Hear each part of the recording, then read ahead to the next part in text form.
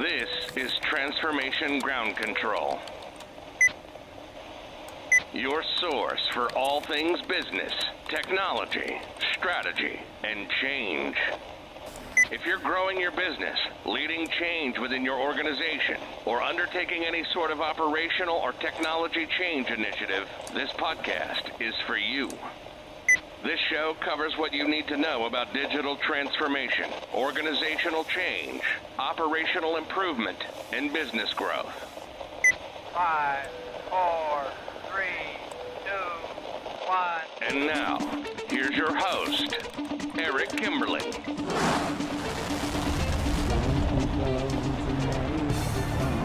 Hello, welcome to Transformation Ground Control, episode number 141. This is the weekly podcast that has everything to do with digital transformation, including the strategy, people, process, and technology components of change.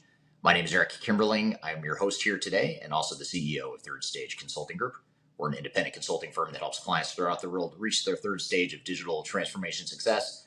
And you can find new episodes of this podcast every Wednesday on LinkedIn, YouTube, Facebook, and Twitter, as well as streaming to audio podcast platforms throughout the world. You can also just go to transformationgroundcontrol.com to see and hear the most recent episodes, as well as our back catalog of past episodes as well. Again, that's transformationgroundcontrol.com, where you can find those episodes. We've got an exciting show for you today, a lot of deep dive materials into digital strategy. So we're going to talk here today about some of the things that constitute an effective and technology agnostic objective digital strategy, one that's right-sized for your organization, one that's tailored for who you are as an organization, one that's aligned with who you are as an organization. And that's what we want to talk about today. We're going to play you a bunch of different materials here today in today's show, including a lot of guests in those clips that we're going to play you here today that all have everything to do with digital strategy. So if you're trying to define your strategy and roadmap for 2024 and beyond, you're in the right place. We're going to cover everything that we could possibly think of within this episode. In fact, this is less of a podcast episode and more of a deep dive masterclass sort of thing.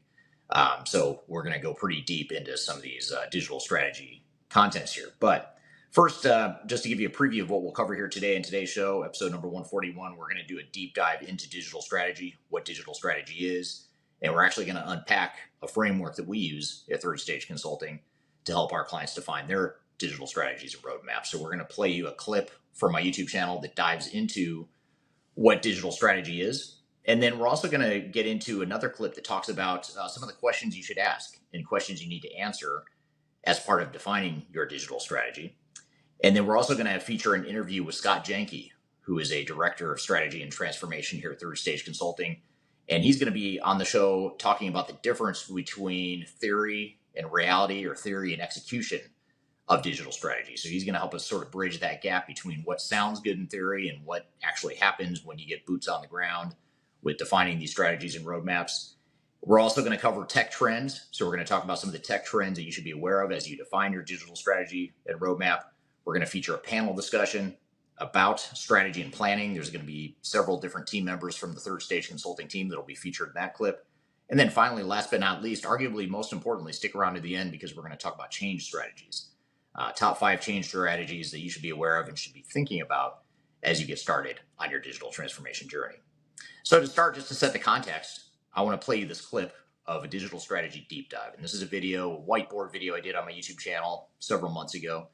And it's where I sort of dive into a framework for digital strategy and defining a digital roadmap. And this is the same framework we use when we're advising our clients and helping them define their digital strategies and roadmaps.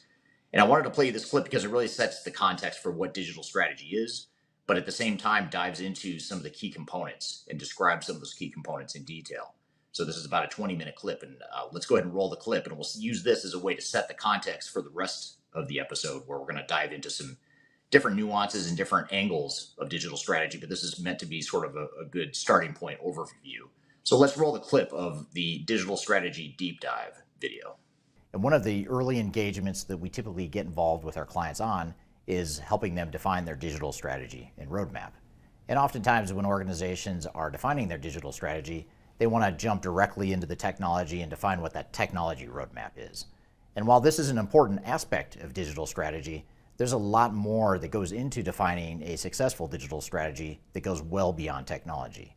We need to look at the strategic implications, the operational side of things, the organizational side of things, as well as other components that are critical to making your digital transformation successful. So what I want to do today is unpack a digital strategy framework that we use with our clients to help organizations and project teams understand what the different things are that they should be considering and thinking about and addressing as part of the definition of their digital strategy. Now, before I get started, I encourage you to download two different resources I'm going to provide.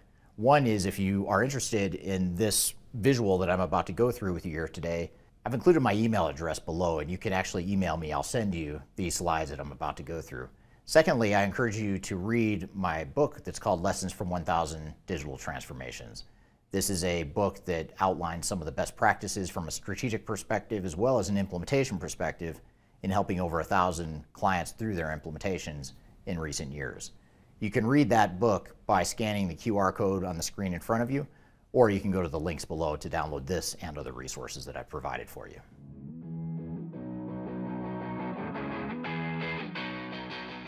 So when we're defining our digital strategy, there's a number of work streams that we need to think about. And the first one I'm going to talk about right now is business process management. This isn't necessarily the first thing that happens sequentially. As you can see, a lot of these things are going to happen in parallel, but this is the work stream I want to focus on to start, which is business process management. In order to define a digital strategy that makes the most sense for our organization and one that's most aligned with where we are today and where we're headed in the future, one of the key things you need to do to accomplish that is to focus on your current state and your future state business processes. I'm not going to dive into how to do this, but for more information about business process best practices, there's a video I'm going to direct you to right here. If you click on this link right here, it's a link to a video about how to handle business process improvement, how to do business process mapping as part of your digital transformation. In that video, I go into a lot more detail about how to go about this and some of the nuances of defining your current state and future state. But for today's purposes, all I'll mention is that you want to make sure you start with the current state so you know where you're starting from and you understand the strengths and the weaknesses of where you are today, as well as the future state business processes that you would like to get out of your digital strategy. Once you've done these two activities, that's where you start to look at the potential business process improvements, and you might even start deploying some business process improvements in parallel with selecting and deploying technologies.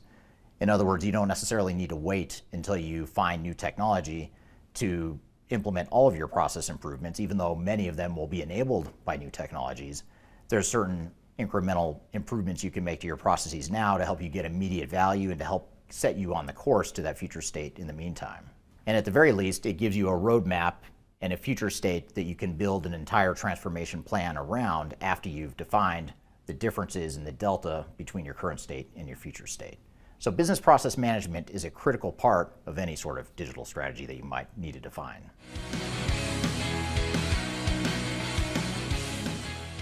Now, the next work stream worth talking about as it relates to digital strategy is your organizational change management. A lot of times organizations erroneously think that change management is something we don't need to worry about until later. This is something we do once we pick the technology, once we start training people on technology, that's where we start to worry about the people side of things. That's a big mistake. Reason for that is because in order to understand what your digital strategy is, what the most effective digital strategy is going to be for your organization, you need to understand the current lay of the land organizationally. Who are you today culturally? What are the strengths and weaknesses of your culture? What do you want that culture to be in the future? And ultimately, what do you want your organization and your people to look like in the future? If we don't do that, then we don't really know what our digital strategy is, and we don't really know what our digital transformation is going to look like.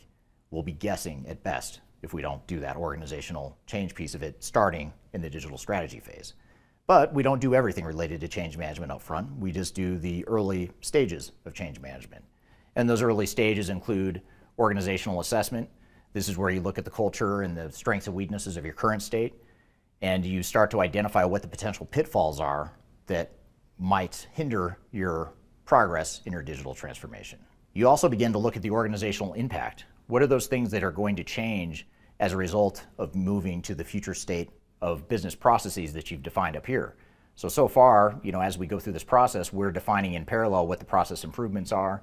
We're going to come down to enterprise applications here in a minute, but we're also starting to look at technologies and starting to get a better vision of what technology or technologies might be used to enable our transformation, which then in turn informs us on what our organizational impact is going to be. And again, we need to know how big of an impact we're talking. Are we talking this much change to our people or this much change? Depending on what that degree of change is, that's going to drive and determine what our overall digital strategy needs to look like and what our deployment plan needs to look like. And then finally, in the early digital strategy phase of a project, once we've done the organizational assessment and the organizational impact, now we can look at and build an organizational change plan that is specific to us and who we are and who we're trying to be as an organization. Now, there's a lot more I didn't cover here as it relates to change management. I could spend an entire video talking about change management. In fact, I have talked about change management in multiple videos. So I'm going to link a playlist right here. It's a playlist to an organizational change management series of videos that I have on my YouTube channel in a great amount of detail that will help you understand what some of these activities are. But for the time being, these are some of the main activities that you want to start on from a change management perspective as you define your digital strategy.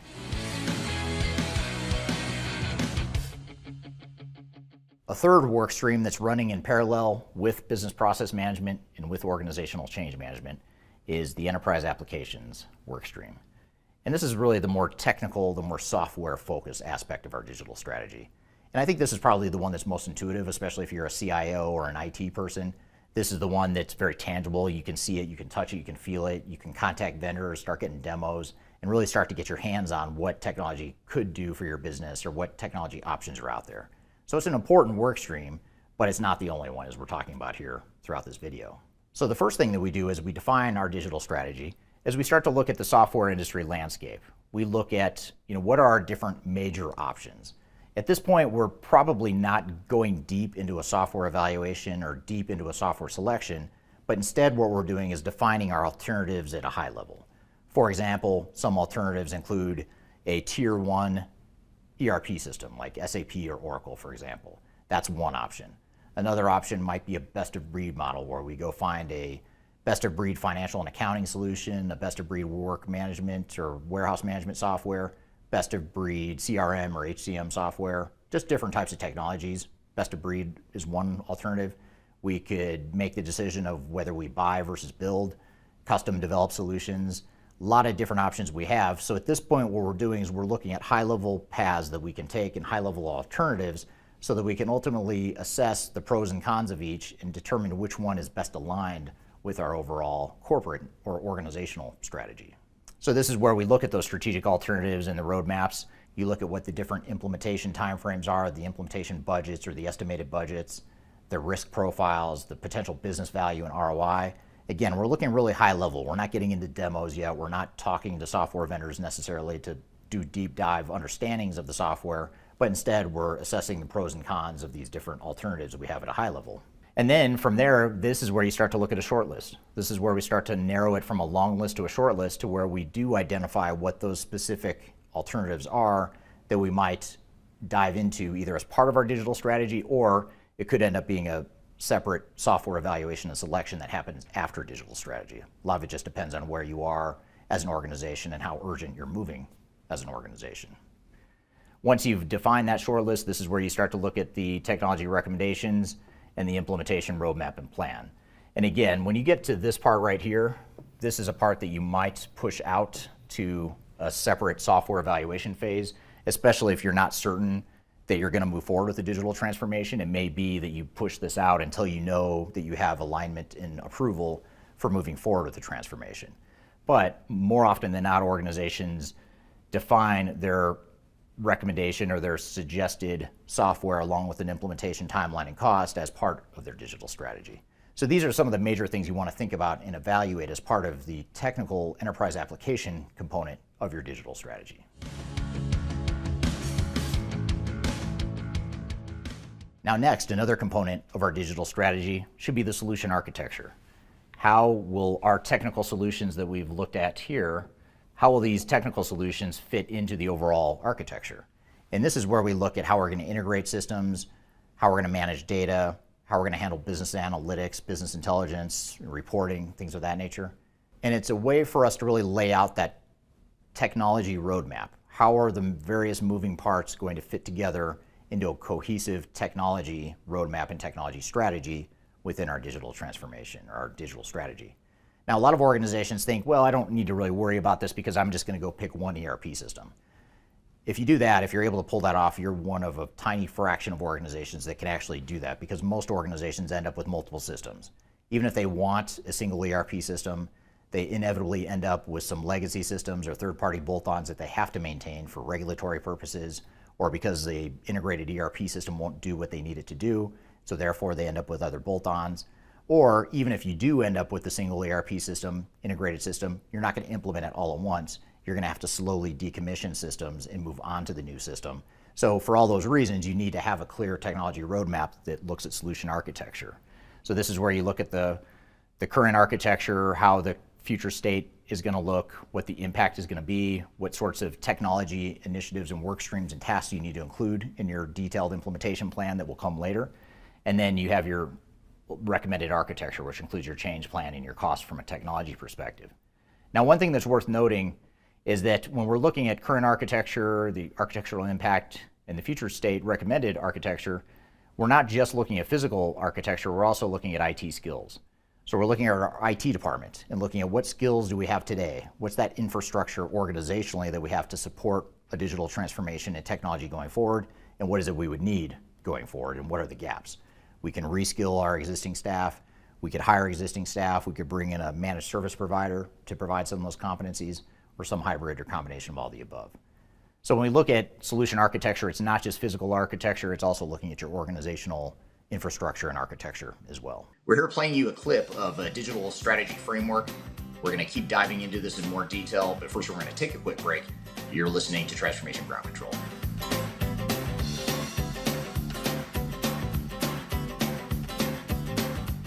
Interested in working for a company that truly values your unique skills and experience? Here at Third Stage, we don't hire based on resumes alone.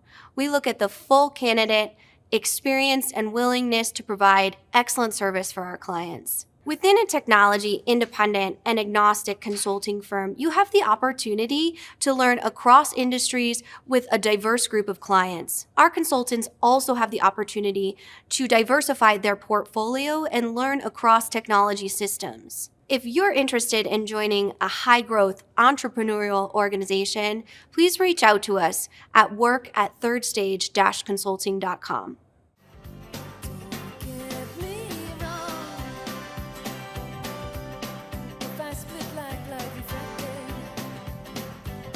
Hello, welcome back to Transformation Ground Control, episode number 141. My name is Eric Kimberling. You can find new episodes of this show every Wednesday at transformationgroundcontrol.com. You can also go to transformationgroundcontrol.com to see past weekly episodes that you might have missed. We're in the midst of playing you a clip about a digital strategy deep dive, diving into the digital strategy framework that we use with our clients just to help set the context for what digital strategy is. And then later in the show, we'll get into some more details as well. But let's go ahead and finish this clip first. Now, a digital transformation is only as good and valuable as the information and the insights we get from new technologies and new processes. And that's why business intelligence and analytics is so important, and why you should call it out as a separate work stream. Especially in today's day and age of artificial intelligence, predictive analytics, and all these great tools that you can use to really leverage and harness the power of the data that you've accumulated as an organization over years and decades. For that reason, you want to really focus on business intelligence and analytics. So here's where we identify what our analytical requirements are. You start with your current state. What are the reports that we need to have to run our business today? And what's the information that we're missing? What are those reports that in a perfect world we would have? We would have insights and real-time visibility into, that sort of thing. So we really want to understand what those requirements are. And this is where we can get real creative and think quantum leap type improvements with AI, predictive analytics, and that sort of thing that'll help you have better business intelligence and analytics than you might have had in the past. You then want to define what your future state requirements are in terms of predictive analytics, data requirements, any sort of technology best practices, and then ultimately you want to define what your analytics roadmap is. What is it going to cost to leverage the BI capabilities of technologies you're deploying, or if there's a standalone BI or analytical tool set you're going to deploy as part of a transformation or in addition to the core technologies, you want to understand what that tool set looks like, what the costs are, the software requirements, and what the deployment plan is.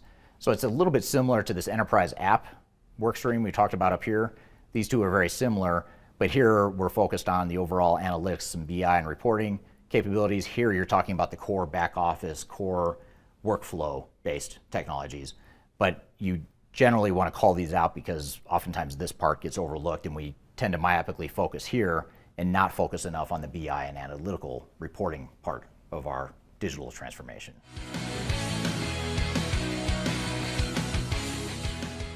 Now, the last work stream that runs in parallel, starting here in digital strategy, and actually this work stream continues all the way through your transformation, or at least it should, and that is your project quality assurance.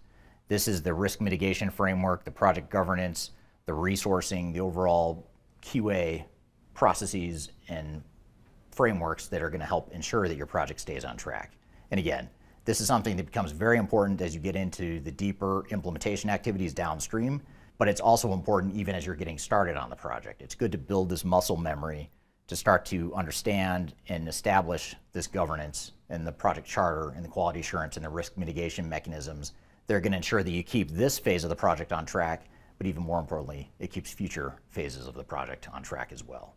It also allows you to understand what this framework is going to look like as you get into the execution of the digital transformation, so you can create a plan and a project charter and a resource estimate that reflects the realities of what it is you're going to deploy from a quality assurance perspective. And this is something that you might want to rely on third-party, independent, technology-agnostic partners, companies like Third Stage Consulting, who do this all the time for a living and have seen hundreds or thousands of different implementations throughout the world. You can leverage people like us to provide that objective view of what sorts of governance are going to be most effective for you, and more importantly, identify and mitigate the risks that are likely to disrupt or derail the transformation if you don't get a good handle on it.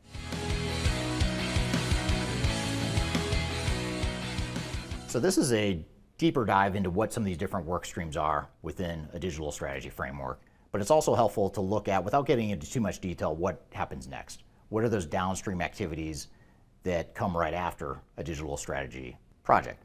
And I want to just give you a preview of what happens next.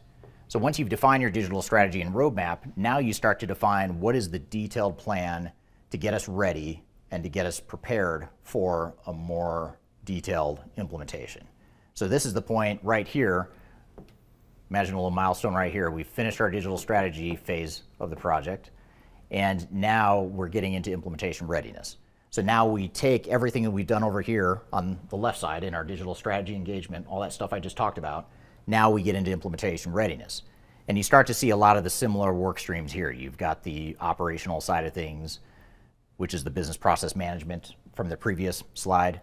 People readiness coincides with the organizational change piece. Technical readiness coincides with the enterprise applications and the business intelligence and the architecture pieces.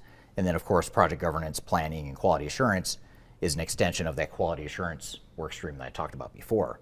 So really the only new one here that we tend to focus on is strategic and executive alignment. And quite frankly, oftentimes the strategic and executive alignment starts in the digital strategy phase, but a lot of organizations will wait until they have a clearer roadmap to then start to define in more detail what the overall strategic and executive alignment looks like. So this is where we make sure that we've got our stakeholders and executives on board and aligned with what this project is going to be and how we're going to execute the strategy that we've defined in terms of the implementation. When we get into operational readiness, now we get deeper into the business processes. We define in more detail what the business requirements are. We start to get deeper into further flushing out what the business processes are. We're not getting down into the detail yet of defining business processes at the transactional level within the software, but we're starting to flush out more detail that defines, now that we know what the software is going to be or what the technologies are going to be, what are the different pieces of the business processes going to look like to support that technology implementation.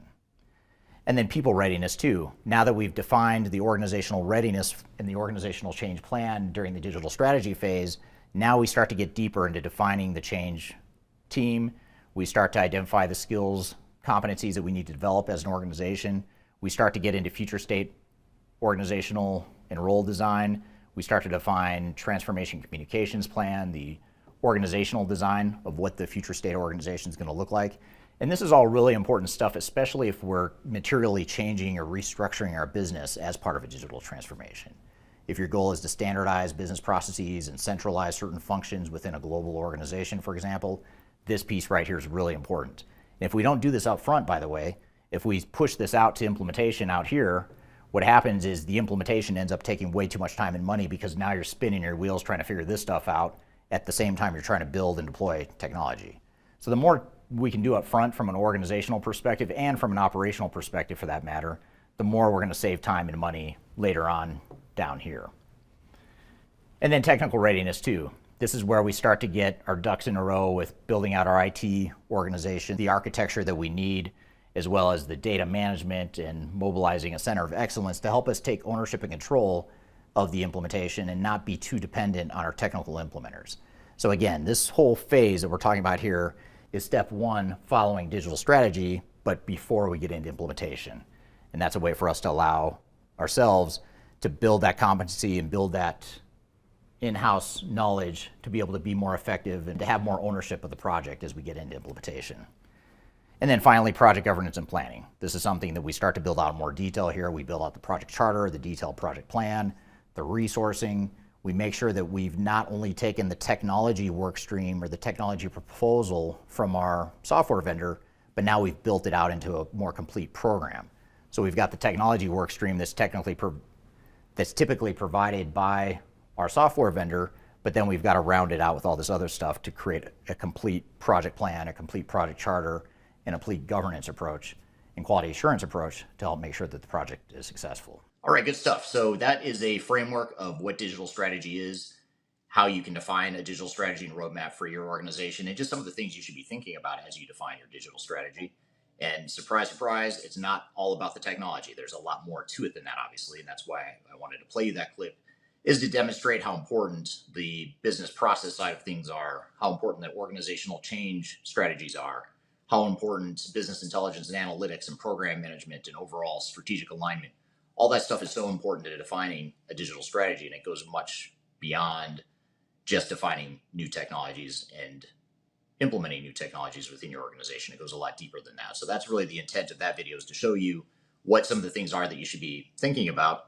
And as we shift gears and get into the next segment of this show, I want to dive now into what some of the questions are that you need to ask yourselves as an organization, and make sure you answer and have clear alignment on those answers as a team as part of defining your digital strategy. So we're going to go a little bit deeper now and get into some of the finer nuances of some of the common questions that need to be answered. And we're going to play that clip when we come back from a quick break. But first, you're listening to Transformation Ground Control. We'll be right back.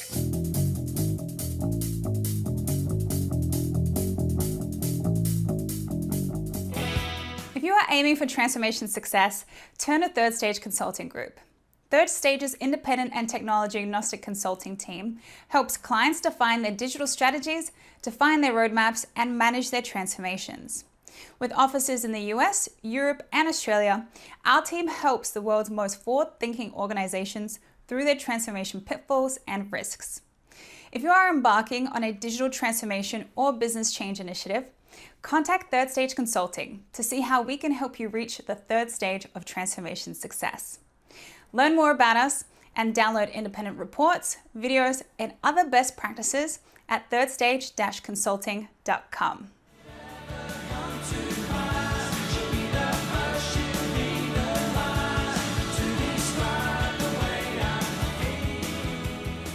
Hello, welcome back to Transformation Ground Control, episode number 141. My name is Eric Kimberling, CEO of Third Stage Consulting, and your host here today. You can find new episodes of this show every week, every Wednesday, at transformationgroundcontrol.com. You can watch, you can listen, you can stream it, you can subscribe, do all that stuff at transformationgroundcontrol.com. This is the digital strategy episode, and we're playing you a bunch of content related to how to define a digital strategy that's aligned with your corporate goals and objectives as an organization. So right before the break, we had just played you a clip of a digital strategy deep dive. Now we're going to shift gears and talk about what are some of the questions that you need to ask as part of your digital strategy. And it's really important that you not only ask these questions, but have clear, concise, and aligned answers as a team. These are the questions that organizations oftentimes fail to ask themselves, but it's critical to ask yourselves these questions and make sure that you're all on the same page with what the answers are before you get too far down the path of starting to execute on your digital strategy. So I want to play this clip here where I walk through several of the questions that organizations and digital transformation project teams need to dive into and understand. And so let's roll the clip. These are the top questions that you should ask as part of defining your digital strategy. And when going through a digital transformation, there's a lot of different decisions that need to be made. This may not sound like rocket science on the surface, and it's not rocket science, but so many organizations don't understand what those decisions are, and worse yet, they either don't make the proper decisions or they delay those decisions to the point where it delays the project. So what I want to do today is talk about some of those key decisions that need to be made, and keep in mind that these decisions are a way to create alignment and to create speed in your digital transformation. The sooner that you can arrive at these conclusions and decisions and get consensus as a team, the faster your digital transformation is going to go and the less headwinds you're going to face. The first big decision that an executive team and a project team needs to make is, what is our operational and technology strategy? A lot of organizations think that our strategy is just to replace our old systems or to implement a modern ERP system. Those aren't good reasons. They might be reasons why you're deploying technology, but they're not decisions. Your decisions need to focus more on what is the impact we want to see to our operations. What sorts of technologies are going to best enable that strategy? And ultimately, these operational and technology strategies need to connect the dots to the overall corporate goals and objectives. So we need to translate the corporate goals and objectives into some meaningful decisions around what type of operational improvements we want to see and what type of technology we want to deploy. For example, as an organization, you might have some immediate pain points that could benefit from technology. Perhaps your sales team doesn't have the right tools to manage their sales processes, or perhaps your finance group doesn't have the right tools to consolidate financial results. So one decision would be, do we go ahead and solve those immediate problems now and find technology and process improvements that will enable those improvements? Or do we back up and look at the entire technological landscape? That's a pretty big decision that needs to be made, and you need to make sure you're aligned as an organization and as a team before you get too far into your transformation. Another key decision that needs to be made is, what is the magnitude of change that we are willing to take as an organization? A lot of organizations think that we're just going to deploy technology and that's going to drive a lot of our changes. But the reality is there's a lot of different changes and different magnitudes of change that can affect an organization. You might be risk adverse and decide that you just want to do more incremental changes. You don't have the appetite or the tolerance for risk that will allow you to take bigger risks, and that's okay. As long as you're aligned on the fact that we are making more incremental changes, that's okay. Other organizations might be more aggressive. They might be saying, hey, we want to take a swing for the fences or a quantum leap in improvement to our business, so we're willing to take on a bigger magnitude of change. Now, in addition to making this decision, you also need to understand what the consequences and the pros and cons and trade-offs are of each of these decisions. So in the case of the big magnitude change, that just means that you're going to require probably more time, more money, more focus on change management, and more risk and potential disruption to your business along the way. The incremental approach might have the downside of not being up to date on technology and perhaps not taking full advantage of some of the quantum leap improvements that could be available to you. So these are major decisions that need to be made. And again, you want to make this decision before you jump in and start evaluating and deploying different types of technology. Another common decision that digital transformation teams need to make is the level of standardization that they want to enable as part of their digital transformation. So in other words, a lot of organizations we work with are going through merger and acquisition activities and or aggressive organic growth. And as a result of that, they've grown up with disparate systems, disparate processes, disparate data points, and just different ways of operating throughout the organization. And one of the benefits they want to see as a result of their digital transformation is a standardization of those processes. Now, the reason this is such a complex and difficult decision is because it's not just one decision you're making. You're not just making a yes-no decision of do we standardize or not. We're making a decision of where do we standardize and where don't we standardize. It's extremely rare that we see an organization that effectively standardizes their entire operations. Typically, it's a hybrid. Typically, there's certain functions within your business that you are going to standardize or consolidate. And there's going to be other parts of your business where you decentralize or have more flexible processes that are perhaps closer to the customer or perhaps more localized to the individual market. And so it's really important that you have a clear vision going into the transformation of where you're going to standardize and where you're not. And the better handle you have on this and the more alignment you have on this big decision, It's going to save you a lot of time and money when it comes time to select and deploy technology. Another factor to consider, which maybe isn't so much a decision as it is just an understanding of what's going to happen to your organization, is the degree of organizational impact that the transformation will have on you. So this is where we look at the technology and process improvements that we're envisioning, and we articulate and analyze how big of an impact this is going to be and where the specific impacts are going to be to the organization. And the reason this is so important to understand going into your digital transformation is because organizational change and the human factor of change is oftentimes the thing that delays digital transformations. It's usually not the technology, it's usually the people or the process side of the equation. So the better handle we can have on what the change impacts are, the better handle we can have on what the real implementation plan and the real budget and resource commitments and the real risks are going to be.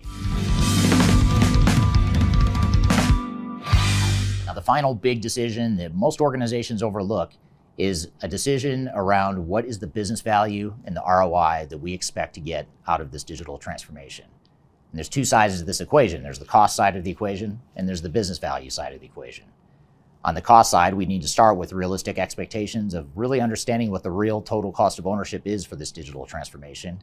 And on the business value side, which most organizations completely neglect, we need to understand and quantify where we expect to get the business benefits, not only to justify the project and to build a business case to get approval for the project, but more importantly, to track business benefits and to hold people accountable for actually achieving those business benefits.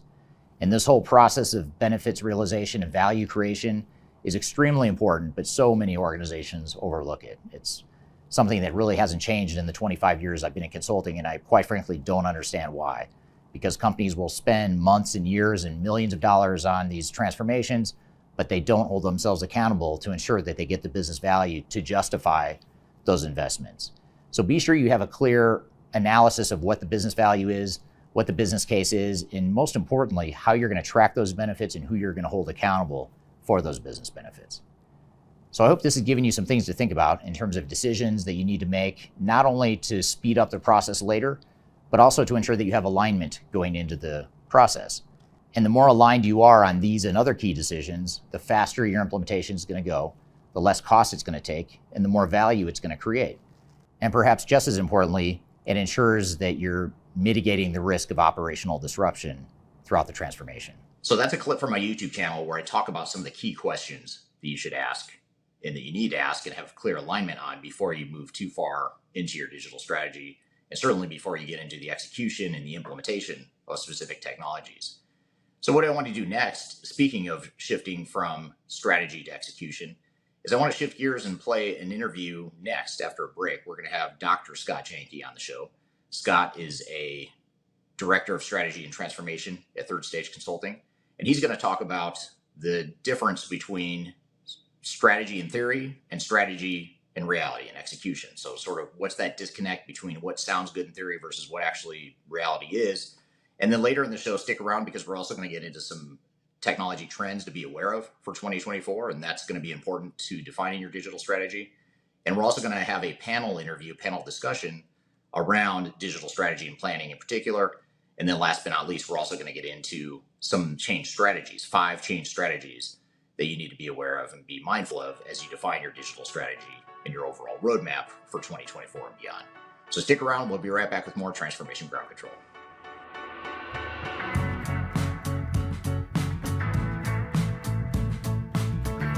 If you are involved in any sort of digital transformation or business change initiative, you will want to download the 2021 Digital Transformation Report. With its comprehensive overview of business and technology trends and best practices, this report is a must-have guide for any transformation project or executive team. Download this free report by visiting Third Stage Consulting at thirdstage-consulting.com. You can also visit our website to learn more about us or download independent reports, videos, and other best practices. Again, visit thirdstage-consulting.com today to learn how to take your transformation to the third stage of success. I'm gonna leave it all out there and I'm gonna leave it all out there. Hello, welcome back to Transformation Ground Control, episode number 141. My name is Eric Kimberling. You can find new episodes of this show every Wednesday by going to transformationgroundcontrol.com. You can also go to LinkedIn, Facebook, or Twitter to find new episodes, or you can go to audio podcast platforms as well. But transformationgroundcontrol.com features and aggregates all of those different sources for the podcast. So be sure to check out and bookmark transformationgroundcontrol.com and subscribe. Leave us a comment too if you don't mind while you're at it. That always helps us understand the audience and what you like and you don't like about the show.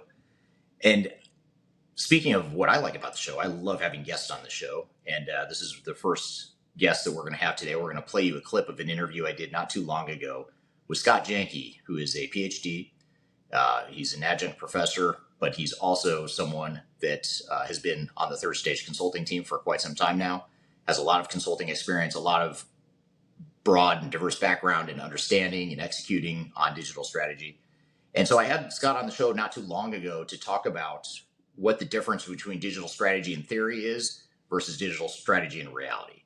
So it's sort of our way of unpacking and peeling back or pulling back the curtain on what sounds good in theory and what the software vendors and technology industry might be selling you versus what the reality of boots on the ground when it comes to execution and actually realizing that strategy. So we want to just talk through the realities, the differences between strategy and execution. So with that, let's roll the clip here with Dr. Scott Janke from the Third Stage consulting team talking about strategy, digital strategy theory versus reality. I actually started my career in consulting. I was one of those big four recruits. So spent some time with KPMG Consulting and Deloitte for a while. And then kind of spent my probably the next 10, 15 years working in business and operational and leadership roles, VP of operations, COO, those kind of roles. And somewhere in there, I decided that an MBA wasn't enough for me. So I solicited and was able to earn my doctorate in IT management while I was still working full-time in operations. And kind of took that role for a little bit longer, but eventually moved over to academia full-time. I was an adjunct faculty member for a while at a couple of different schools, and then became a full-time faculty, ran a master's program, and really focused on the connection that we're talking about today. What is reality versus textbook? I taught both undergraduate and master students, so I got a good swath of experience in those classes. And then eventually joined Third Stage Consulting as a senior manager, and now I'm one of the directors for the firm. Yep, great. And I've neglected to mention that important fact that your role here at Third Stage is an elevated one, and you're at a senior position here at Third Stage. So thank you for being here today. Yeah. I guess just to start, and this is it's one question, but I want to spend a little bit of time on this because I think it's really interesting.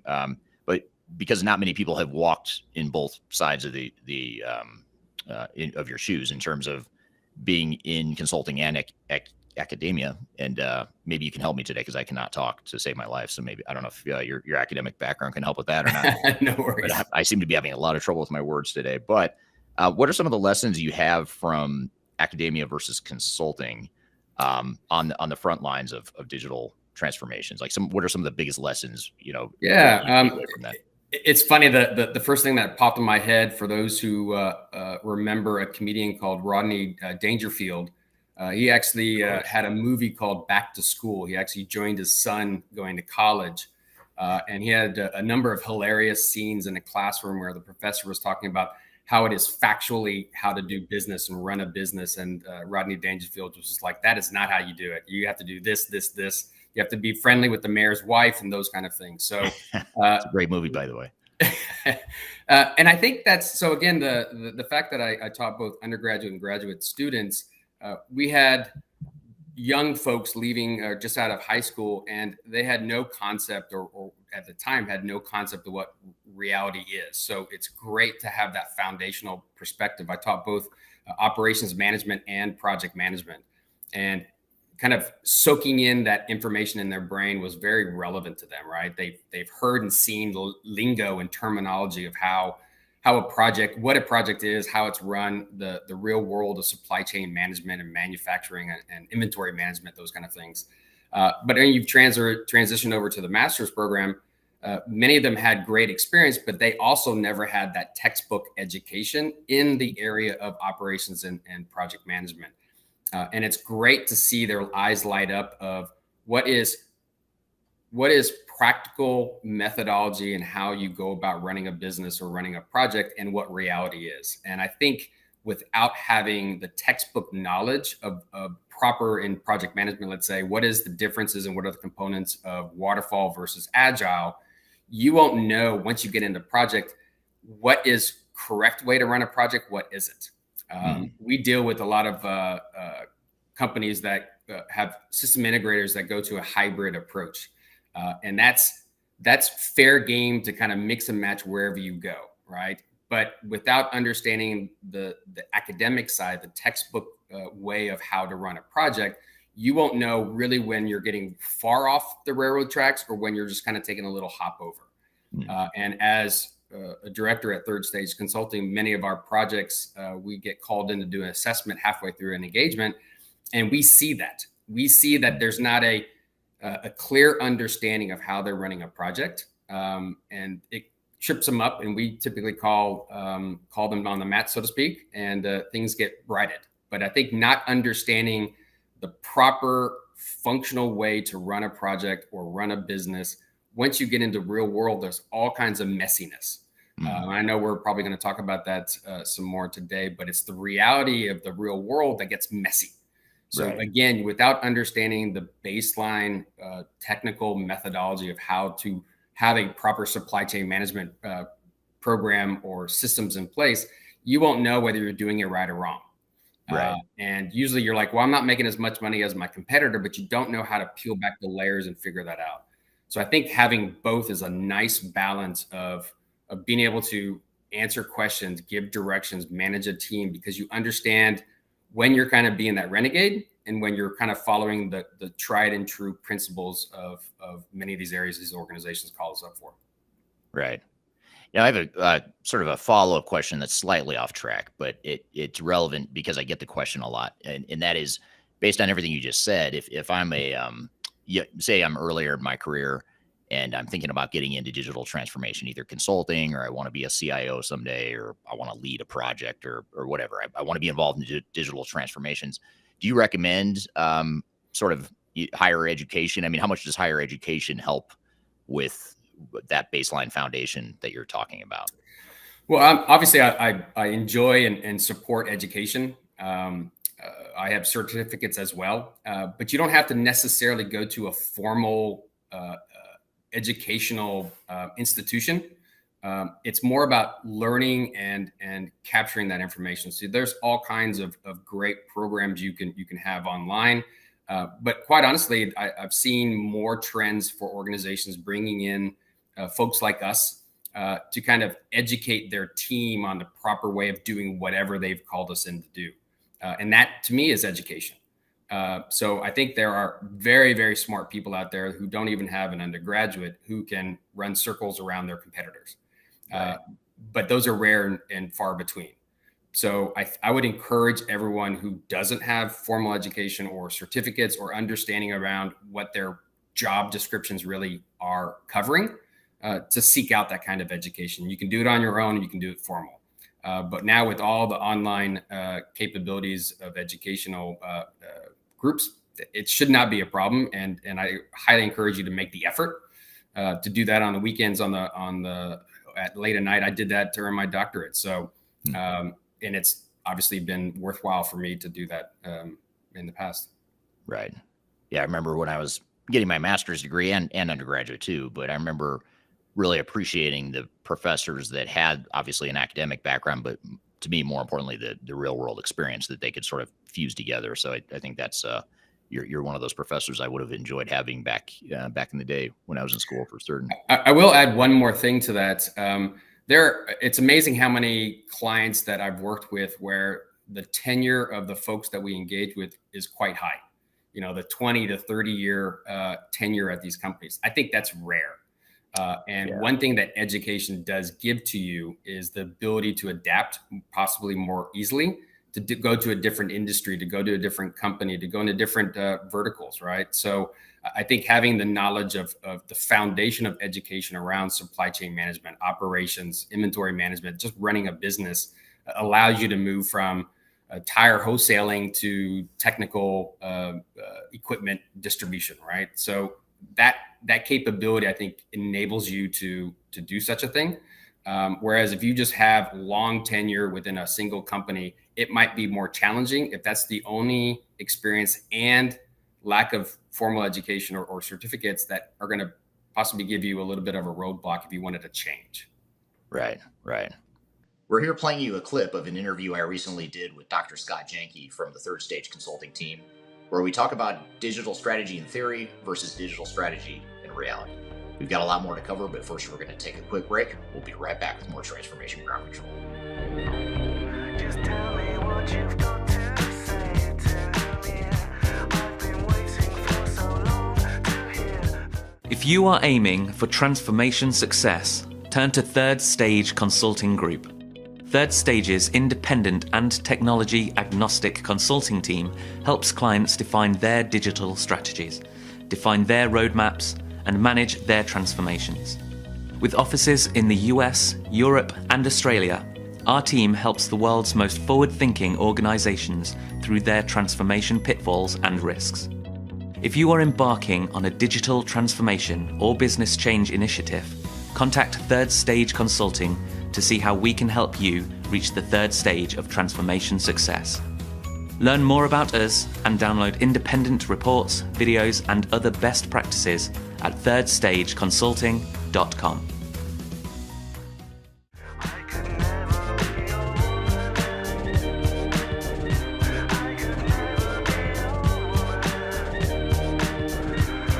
Hello, welcome back to Transformation Ground Control, episode number 141. My name is Eric Kimberling, your host for today, also the CEO of Third Stage Consulting. You can find this weekly podcast every Wednesday with new episodes at transformationgroundcontrol.com. You can also check LinkedIn, YouTube, Facebook, and Twitter for new streams of the podcast, as well as checking audio podcast platforms as well. But the aggregate place to go is transformationgroundcontrol.com to listen and watch on whatever platform you prefer. So be sure to check us out. New episodes there. So we're here in the midst of a conversation, playing you a clip from a conversation I had with Dr. Scott Janke not too long ago, where we talk about the difference between digital strategy in reality and versus digital strategy in theory and what the disconnects are. So let's jump back into the conversation.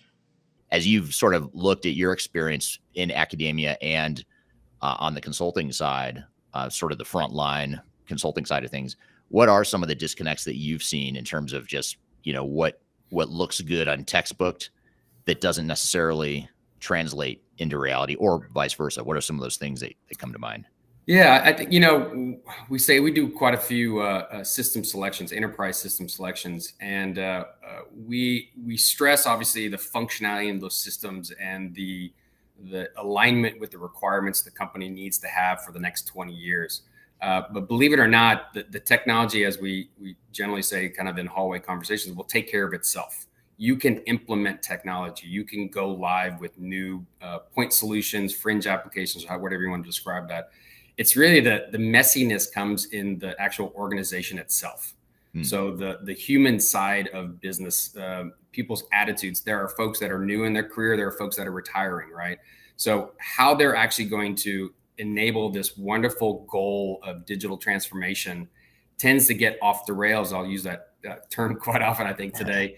Because the organization itself hasn't really understood the impact, the ecosystem around the technology is actually how much of an impact that has on the fruitfulness of these systems.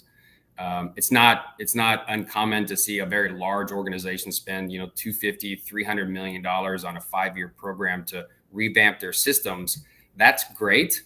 But if you have the same workforce that you had 5 years ago and you kind of treat that as, well, they'll just use the new systems when we go live, is such short-sightedness in this process. And quite honestly, my dissertation is in the acceptance of technology in the workplace. So the go live literally is just maybe 25% of the roadmap of an enterprise or digital transformation. So making sure that you have encouragement, training, support, because a lot of times that gets messy as well, as organizations use these massive enterprise implementations to change processes and job roles as well. And so the workforce isn't just learning a new system.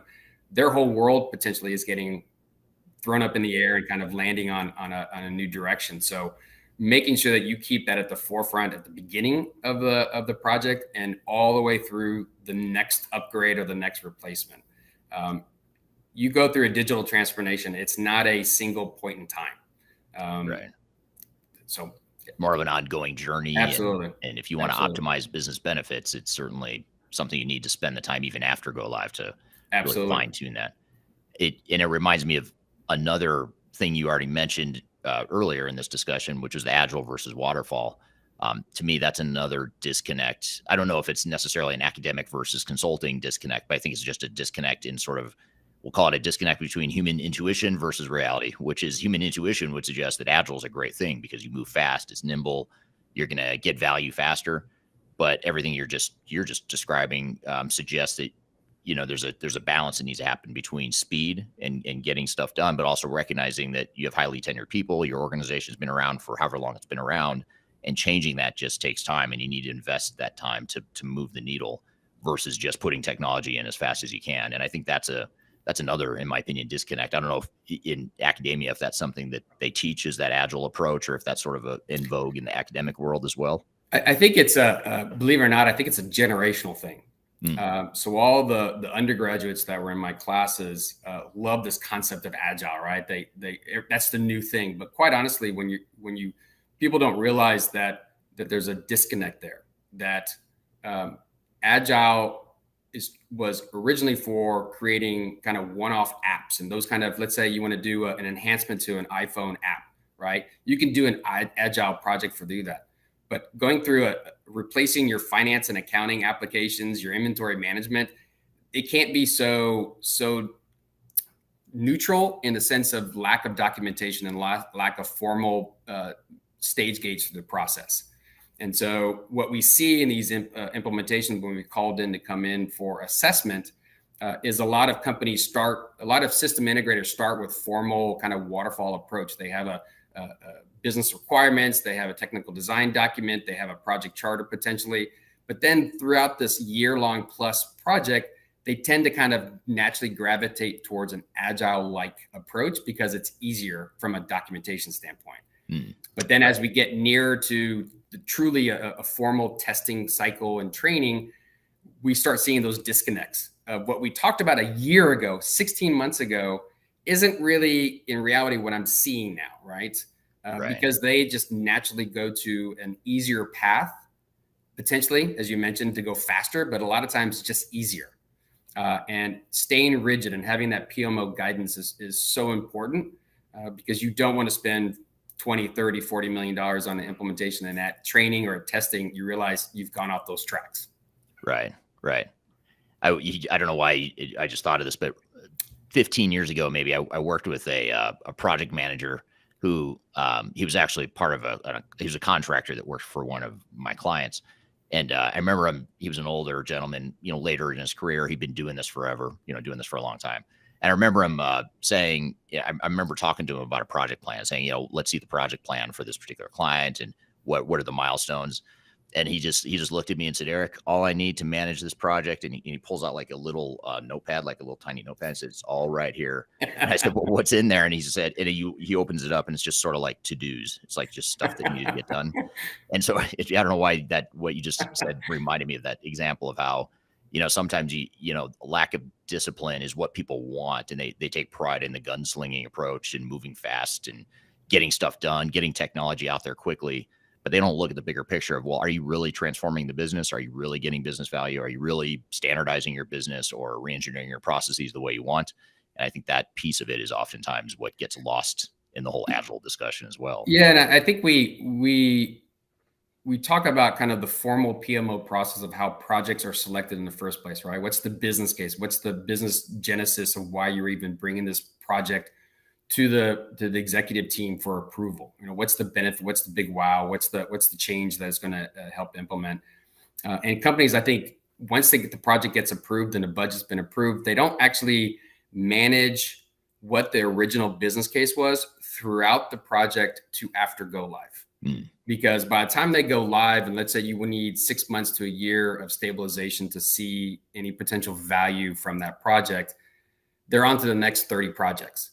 And so I think organizations that think that these projects are going to transform their business in reality are just a point of project management, and now they're on to the next thing. They don't actually cohesively look at the full picture, including, again, the people and the processes associated with it. A lot of companies today say, a lot of our clients say, we've gotten our legacy systems are very customized, they're very unique, and they've been in our world for 20, 30 years. And so we want to go to an enterprise solution and just use out of the box functionality, which means we will use whatever processes they have built in the system as our processes going forward. But again, the technology part of an organization is just a component. And there's a lot of other still manual, disconnected processes. And if you're actually going to go through a transformation, it's that teaming up between IT and the business that needs to be, again, that consistent thread throughout this whole thing.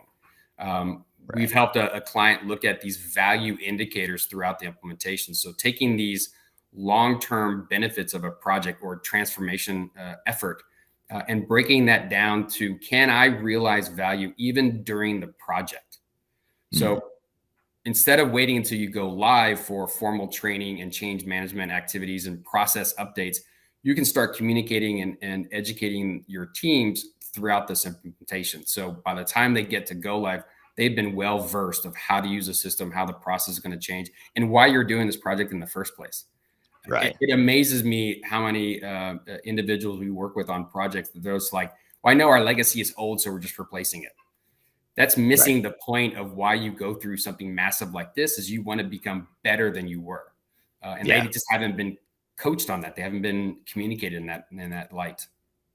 Yeah, it's a great point. And it seems like what you just said, as far as wanting to go through a digital transformation because you want to replace legacy systems, that seems to be an increasingly common reason, or an increasingly number one reason why organizations go through these projects. And it certainly is a good reason, of course, but to your point, it's not the end all be all. I mean, if you're just doing a digital transformation because you have to, or because your old systems are outdated, and that's sort of your vision statement, it's just not going to go well. You're going to spend a lot of time and money on an implementation that ends up paving the cow paths and putting in a system to automate pretty much what you're already doing. So if you really want to get business value and get an ROI out of that investment, I agree with you. I think you need to have a bigger, clear vision of where it is you're headed with the project.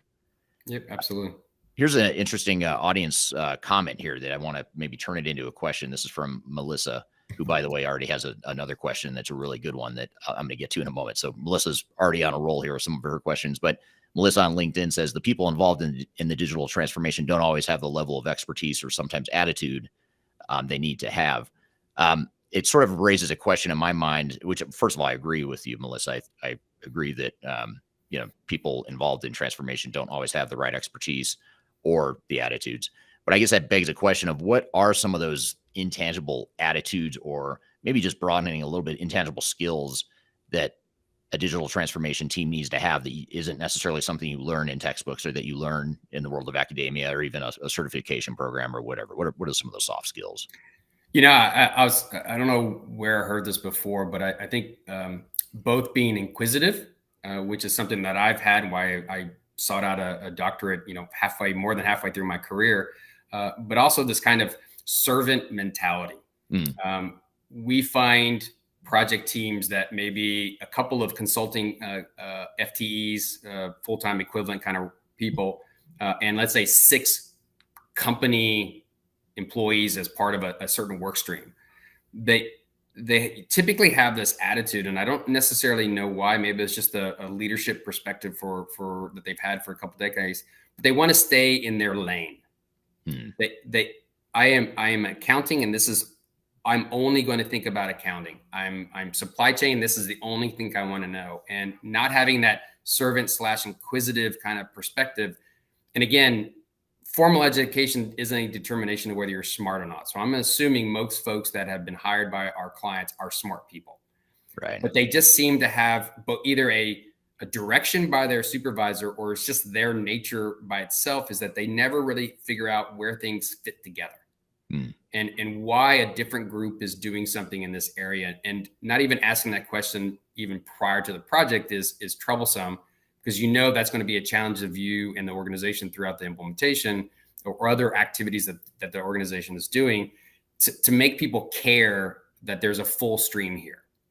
I tell this to new clients. One of the things that we do typically in the first couple of weeks of a project, and this is even outside of third stage, all my consulting engagements in the past, after a kickoff, we do kind of a workshop, and we bring people from different disciplines within the organization together.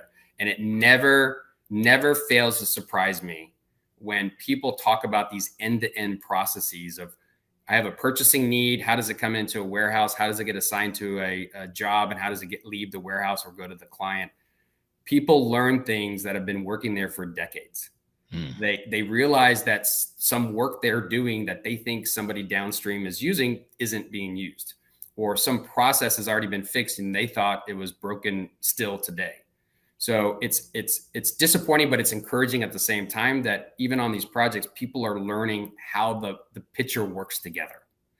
And I think that's one thing that can be instilled in an organization way before any kind of massive project gets started, is to have some of those thought processes. We routinely ask for a litany of documents, process flows, work, job descriptions, all these things.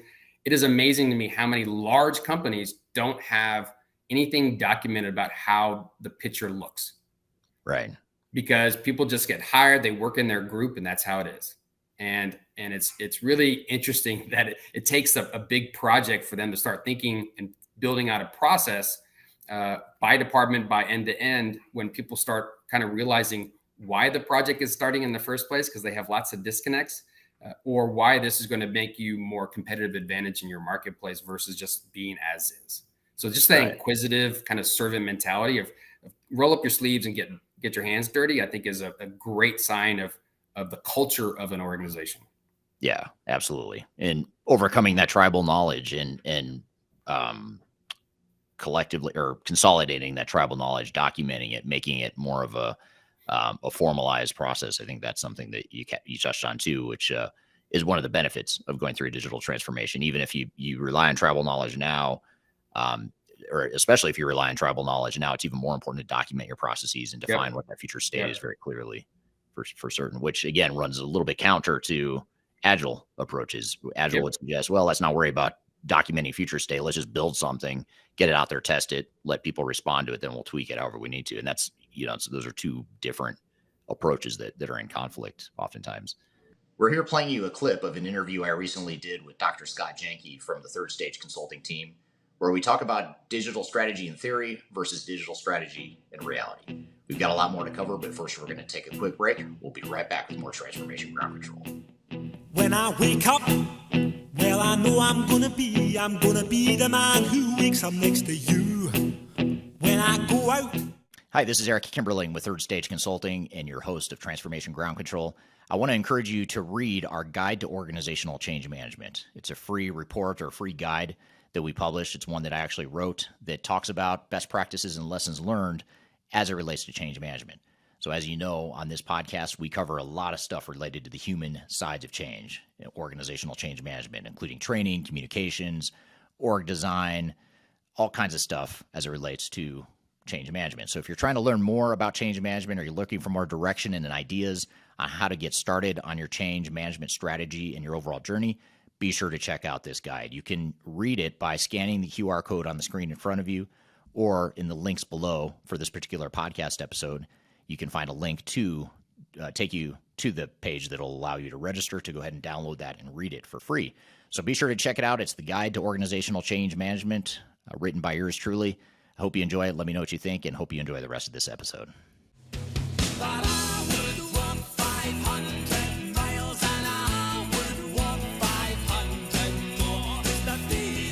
Hello, welcome back to Transformation Ground Control, episode number 141. My name is Eric Kimberling, your host for today, also the CEO of Third Stage Consulting. You can find this weekly podcast every Wednesday with new episodes at transformationgroundcontrol.com. You can also check LinkedIn, YouTube, Facebook, and Twitter for new streams of the podcast, as well as checking audio podcast platforms as well. But the aggregate place to go is transformationgroundcontrol.com to listen and watch on whatever platform you prefer. So be sure to check us out. New episodes there.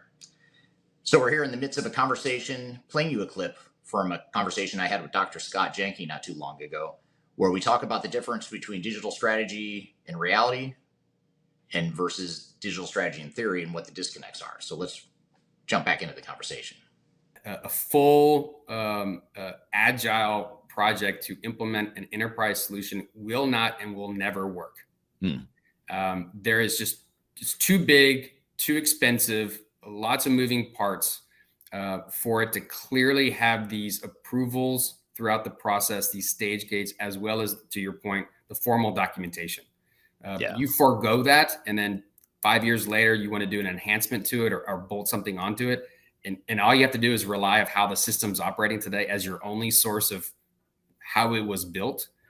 You're going to be kind of guessing of how to move forward. Right. So, yeah, absolutely.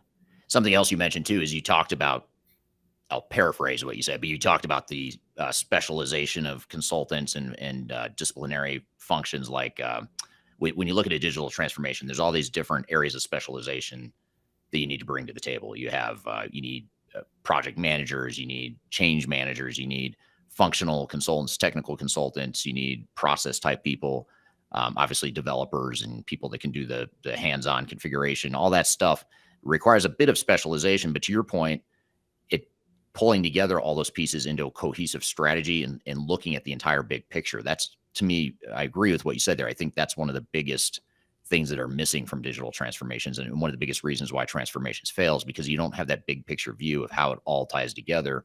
And when we look at our digital strategy framework, the framework that we use in helping our clients define their digital strategies, it's designed to pull together all of those pieces, as well as our implementation methodology too. But I think the problem is, organization doesn't have the skill set or the expertise to do a transformation on their own, which is very common and understandable. So they end up hiring consultants and system integrators to come in and do it for them. But no one oftentimes is looking at that big picture of how it all ties together. How is this aligned with our corporate strategy? Where are the areas of misalignment? What are we going to do about it? And just working through all those different pieces, it seems to be something that's commonly missing in these sorts of projects. Yeah, you hit upon something that I was going to mention if you didn't, is organizations routinely revisit their mission statement, their strategy, their core beliefs on a regular basis. Obviously, if you're a public company, you're almost forced to do that on at least annually with an annual report. But I think they still look at improvements to their operations as just projects. And they don't sit there and align all the activities that are part of our framework around change management, process enhancements, architectural landscape, true formal PMO guidance, along with what the business leaders are doing from a strategy perspective and market penetration and all that kind of stuff. They kind of say, I want to go in this direction. Oh, I need this tool. So they go after the tool, but they don't kind of bring it back again of, are you achieving what you wanted to from a business perspective? I think very few technology deployments are truly just an IT function, right? Everything that gets introduced to an organization is a business application. And I think a lot of the newer, younger CIOs are really grabbing hold of that, but it hasn't filtered down. And it becomes, finance is fighting with the IT group for something, right? If it's a small thing, I understand that, but if it's a kind of a function of this transformation and the strategy going forward, that needs to become much more of like, how can I help you? How can I help you? Versus, well, that's a different budget. Go get money somewhere else kind of thing. And they've lost the fact that you're not in sync as an organization from an IT perspective and a business operations perspective. Right. Yeah. Makes perfect sense. Just a couple other comments and questions here from the audience. Hanel on LinkedIn, who confirmed that he is indeed from Irvine, California, not Irvine in another place. He makes a comment here. Change management is a must and cross-functional experience for involvement, which is a great point. And I agree with that. Let's come back to that change management point here in a minute, because that's really important. And it's hard to have any conversation about transformation, especially with me, without getting into the topic of change management. Comment here from a wall on LinkedIn. Will this meeting be recorded? It's so insightful. Thank you for the kind words. And yes, it will be recorded. It is being recorded. And you can find it, whatever platform you're watching on, it's going to stay there even after the fact. So you can go back to wherever you're watching on LinkedIn. In this case, you can watch it there, or go to my YouTube channel and you can find it under the live tab there. It's a live discussion. So you can go to the live videos and you'll find it there. Question though, from Sam Graham on LinkedIn. This is a really interesting question. I'd be curious to get your knee-jerk reaction to this, Scott. And that is it occasionally helpful to have unrealistic academics pushing the envelope? And first of all, I guess it's let's assume that academics are unrealistic. I didn't want to say it out loud, but since you did, let's suggest that academics are unrealistic, especially the ones that don't have the hands-on experience like you do, Scott. But do you think it's helpful to take some of these concepts that sound good in theory but don't always translate into reality? Is it good to have a certain level of that to sort of push the boundaries and maybe sort of lead the charge into pushing us into something that might become realistic over time? Well, if anyone has taken organizational behavior as a course anytime in the last 15 years, you understand that, or you should know that a small amount of chaos is good for team transformation. So if I'm interpreting that question correctly or statement, is it worthwhile to have kind of a little bit of a angst or a push in an organization just to see what the organization is able to adapt and move forward towards? You may not want to do that wholesale on your operations, but maybe one of these point solutions or focus areas of how do I create dynamic growth in our customer count or something like that, and kind of figuring out and understanding from a psychological perspective, how do I embrace more prospects into customers? I think it's worthwhile. I think there's so many companies that unless you're in a Silicon Valley type company, it is kind of a tried and true process. And it's not until M&A activity takes place and it kind of makes you look at a new business you hired, like, wow, that's pretty innovative what they're doing. Or you realize you're losing market share and market representation because your competitors are doing something new. So I think in a knee-jerk reaction, yes, I think it's helpful to kind of implement or introduce some concepts and ideas into the organization just to see if it kind of rattles the cages a little bit. But one of the things that we call out to our clients on the top 10, top 13 reasons digital transformations fail is trying too much too fast, right? And you don't want to have anything close to what I would call business disruption. So as long as you can kind of introduce some kind of nouveau kind of concept and see if the team can kind of push forward with that. Obviously, things like Six Sigma and those kind of aspects of process improvement were kind of cutting edge at the time. Right. Trying to measure at the minute level to see if there's some quality improvements that can be made. So I think I agree that there needs to be something, but it needs to be controlled. And it can't be such a one-off that it consumes organizations' resources just to have a fun little project going on. So yes, but it has to line up with the digital framework that we talk about throughout this call, is that it has to fit for a reason. Right. So I think yes, but carefully monitored, I think is probably the best way I can describe it. Yeah, and I agree with you. And I think just to add to that, one of the challenges with our industry is that we're all about trends and buzzwords and new ideas, which is great. We need to constantly innovate and look at what hasn't worked in the past, and how can we improve that going forward. But if you look at some of the trends in the marketplace, the problem is that we tend to, this industry tends to double down on new ideas before it's tested or before people fully understand the fallout from it. And they're oftentimes investing their careers and their organizational success on this unproven idea. And I'll give you a couple examples that I think might be controversial. One we've already talked about, which is Agile. Agile pretty quickly became a pretty hot thing. It became a sort of a reaction to some of the problems with digital transformations and ERP implementations, which is they take too long, they're bloated, they cost too much money, it takes too long to see the value. So Agile came along as a way to, hey, let's fix that problem by doing things really fast and getting business value faster. But all it did is it just created a whole set of new problems, and organizations still don't fully understand that until they double down and go all in on this concept of Agile and then realize, oops, that's here are all these problems now that we didn't anticipate. Another one is a real, even simpler, more fundamental one is cloud. You look at cloud solutions and the way vendors have moved so quickly from on-prem to cloud. And I'm not here to suggest that cloud is any worse or better than on-prem. But what I will say is organizations, and specifically the vendors, the software vendor community, went so hard and pushed so fast into cloud that organizations didn't realize that they were getting incomplete products and products that just weren't mature enough to handle their basic operations. And we still see that even now with a lot of cloud providers, especially the legacy. I'm talking more about the legacy vendors that had on-prem solutions that they're moving to cloud. This comment does not necessarily apply to like the NetSuites or the Salesforces or the Workdays of the world that started off in the cloud, have always been in the cloud. So, you look, those are two things, agile and cloud, where people just don't fully recognize the risks and they think it's a big trend, it's a big buzzword, it's a hot thing, and they just double down and go all in on these concepts without understanding those fallouts. You bring up a good point, and this kind of goes back to this global concept of digital transformation, that it's not one and done, right? It's ongoing. Strategy alignment with digital transformation is ongoing, period. Is the fact that so many companies, when we go through these selections, still want on-prem, to your point, but their reasoning is old, because it's still that, well, I feel safer that our application is in the server room down the hallway. But again, very focused on an IT thing and potentially risk mitigation. But from an overall perspective, pick the right solution and the right hosting because it fits with your long-term digital transformation, not because it just feels safer. Doesn't resonate with me. There has to be a fundamental reason of, last time we went to cloud, we got burned. We're only doing on-prem. I get it now, right?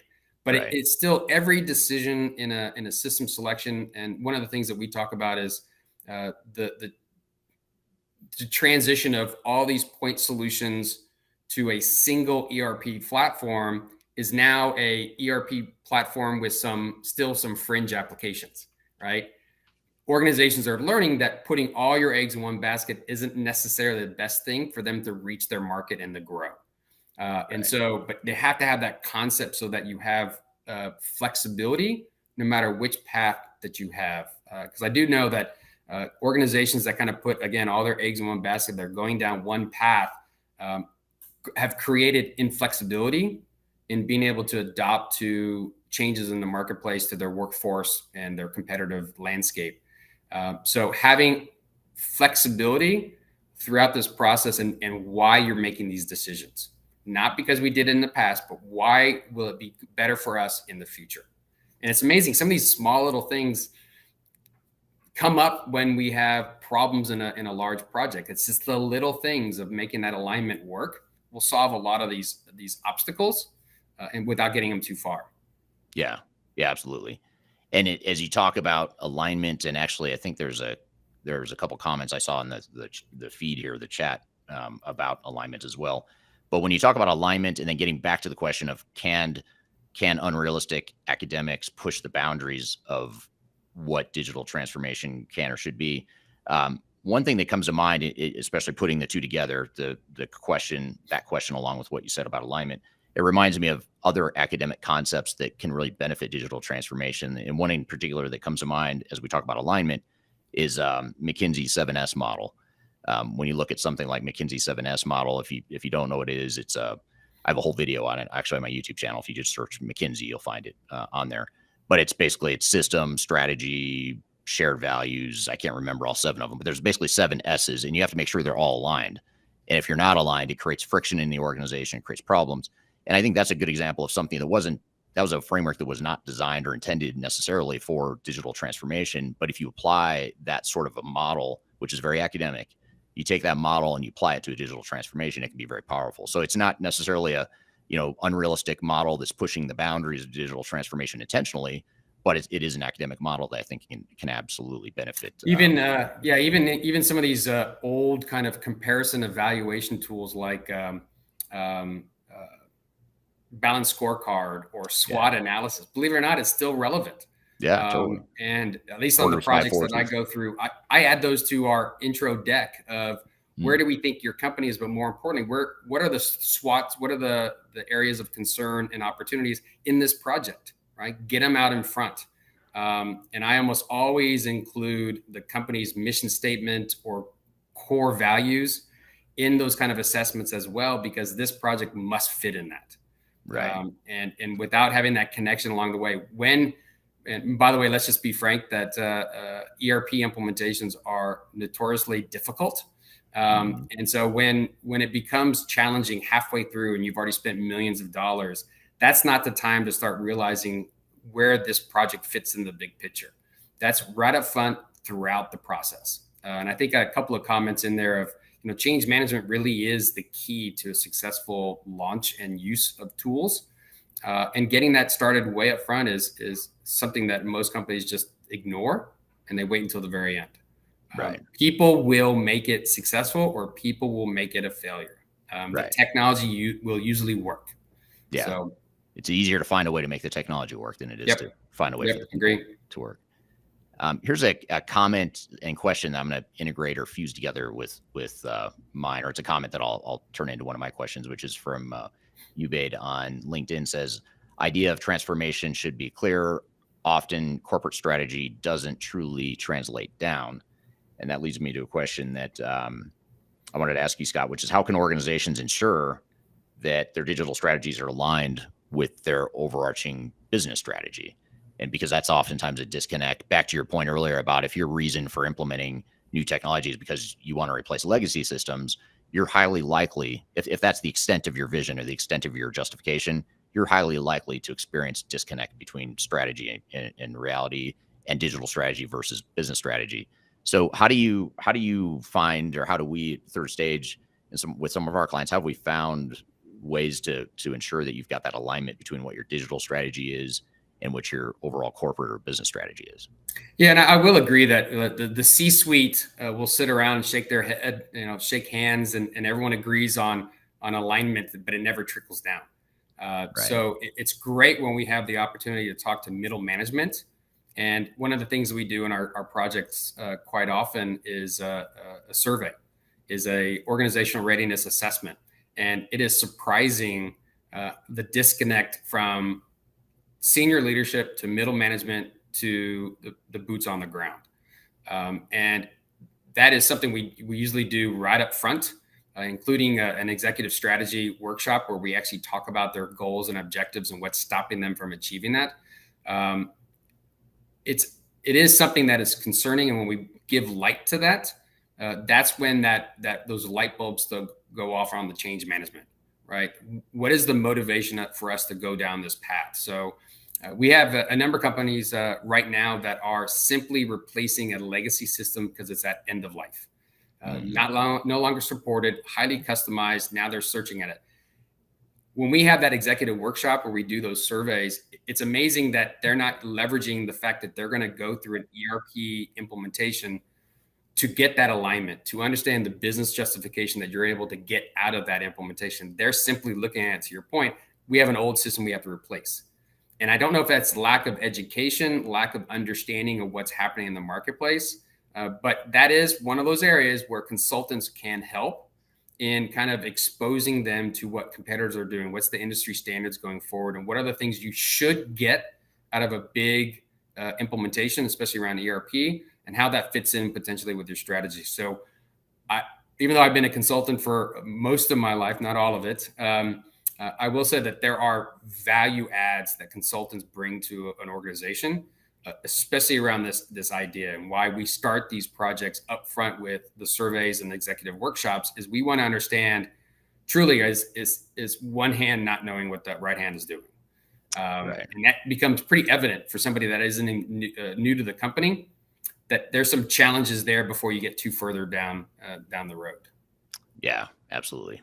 We're here playing you a clip of an interview I recently did with Dr. Scott Janke from the Third Stage Consulting team, where we talk about digital strategy in theory versus digital strategy in reality. We've got a lot more to cover, but first we're going to take a quick break. We'll be right back with more Transformation Ground Control. Could you whisper in my ear the things you want to feel? I'll give you anything. Interested in working for a company that truly values your unique skills and experience? Here at Third Stage, we don't hire based on resumes alone. We look at the full candidate, experience, and willingness to provide excellent service for our clients. Within a technology independent and agnostic consulting firm, you have the opportunity to learn across industries with a diverse group of clients. Our consultants also have the opportunity to diversify their portfolio and learn across technology systems. If you're interested in joining a high-growth entrepreneurial organization, please reach out to us at work@thirdstage-consulting.com. Anything you ever dreamed to be complete. Yes, I'm enough. That's all. Hello, welcome back to Transformation Ground Control, episode number 141. My name is Eric Kimberling, your host for today, also the CEO of Third Stage Consulting. You can find this weekly podcast every Wednesday with new episodes at transformationgroundcontrol.com. You can also check LinkedIn, YouTube, Facebook, and Twitter for new streams of the podcast, as well as checking audio podcast platforms as well. But the aggregate place to go is transformationgroundcontrol.com to listen and watch on whatever platform you prefer. So be sure to check us out. New episodes there. So we're here in the midst of a conversation, playing you a clip from a conversation I had with Dr. Scott Jenke not too long ago, where we talk about the difference between digital strategy and reality and versus digital strategy and theory and what the disconnects are. So let's jump back into the conversation. And as a follow-up comment here to what you just said, Scott, this is from Melissa on LinkedIn. Melissa says, the reality is also that the consulting firm can't change your business processes and your people. You can't rely on the consulting firm and just the technology to make the digital transformation successful. The company must commit their people and time. I think this is a great comment that sort of puts a bow on what you just said, which is, yes, you need that focus on business processes and changing people. And certainly consultants like Third Stage can help do that. But ultimately, your organization and your leadership has to be on board, and they have to be the faces of the change in your organization. People within your organization need to be those faces of change as well. Yeah. And I'll add one more thing there that we usually, or maybe it's just usually push back on clients that want to have one representative from a functional area be part of a work stream as we go through requirements and implementation. We usually almost expect and demand that there are multiple people that are part of the project just for that knowledge sharing, which is key. But we also like to put people in a leadership role on our projects, meaning if I'm being responsible for the inventory management track and looking at warehouse management and shipping solutions and the requirements around that, I'd rather have an employee be the point person of that work stream, even if I do all the work. I want them to own this for their department and not a consultant who comes in at the last minute. We try and do some knowledge transfer and then we're gone. So putting your employees and your staff in leadership roles on the projects help kind of gain that visibility that it's not an IT or a consulting project. It really is a business transformation, digital transformation effort. Right. Absolutely. There's another question here that comes back to something you said about Lean Six Sigma. This is from William on YouTube. William says, how do you view Lean Six Sigma in today's environment? And you mentioned that earlier as a sort of a framework that you've seen applied, and we see it a lot in the corporate world. We still see it a lot in the corporate world. How do you view that in today's environment? Yeah, I'll kind of lump that into other types of methodologies for improvement. It will throw everything. I'll throw in waterfall and agile in there. I'll throw in Six Sigma, lean manufacturing, all those kind of concepts and methodologies. Is most companies aren't so large that they can really have formal areas of focus on some of those areas or methodologies. I'd rather say that it's important for everyone to understand what they entail and to implement portions of them where appropriate. So if the idea is that we want to become more efficient and more effective in our operations and our achievement towards revenue and market share, what are the various methodologies out there that we can improve our operations? So it doesn't necessarily have to be a formal program that you implement company-wide or in certain areas. You can cherry pick some of the areas of these methodologies and employ them to see if they work. Again, I think it's one of those things where people like to hire people with certifications in these areas, but they don't really drink the Kool-Aid, so to speak, of company-wide. So Mr. Welsh, who was famous for Six Sigma at GE, I mean, that was a company philosophy. It's so hard to take that and go to a private company that has $50 million in revenue and make them act like GE, right? But you can have components of those get implemented on simply improving the productivity of your operations. There are things you can embed along the way. Very few companies these days are bloated with workforce, so they're pretty lean on headcount and are getting leaner, as everyone's seen some of the layoffs. So it's not like you can take a program and implement it company-wide. Why don't you start with some of the components of improvement, process improvement, operation efficiencies and effectiveness, those kind of things, and do almost like a trial and error to see whether that's something that actually gains traction. Because almost all those philosophies still rely on people to do it effectively. And if you're forcing somebody to go to a off-site workshop to become certified and come back and deploy it to your company, unless your managers care about that, it won't happen. So it has to be a philosophy within a department, or more likely a company, to really grab hold. Right. Now, I just realized I have completely lost track of time here. Do you have a few more minutes? I didn't ask you at the beginning of this conversation what your timeline. Okay, I've just got a few more questions I want to make sure we get to as we wind down the conversation here. But these are really important ones too. So, and thank you for all the great questions on the stream too. Those have been awesome discussion points. But one question I want to ask is, what do you think, if we sort of back up and try to tie this all together, everything we've been talking about so far, what do you think some of the biggest and most important components of a digital strategy are? So in other words, when we think about our digital strategy, what are the most important pieces that we should really focus on and make sure is part of that digital strategy?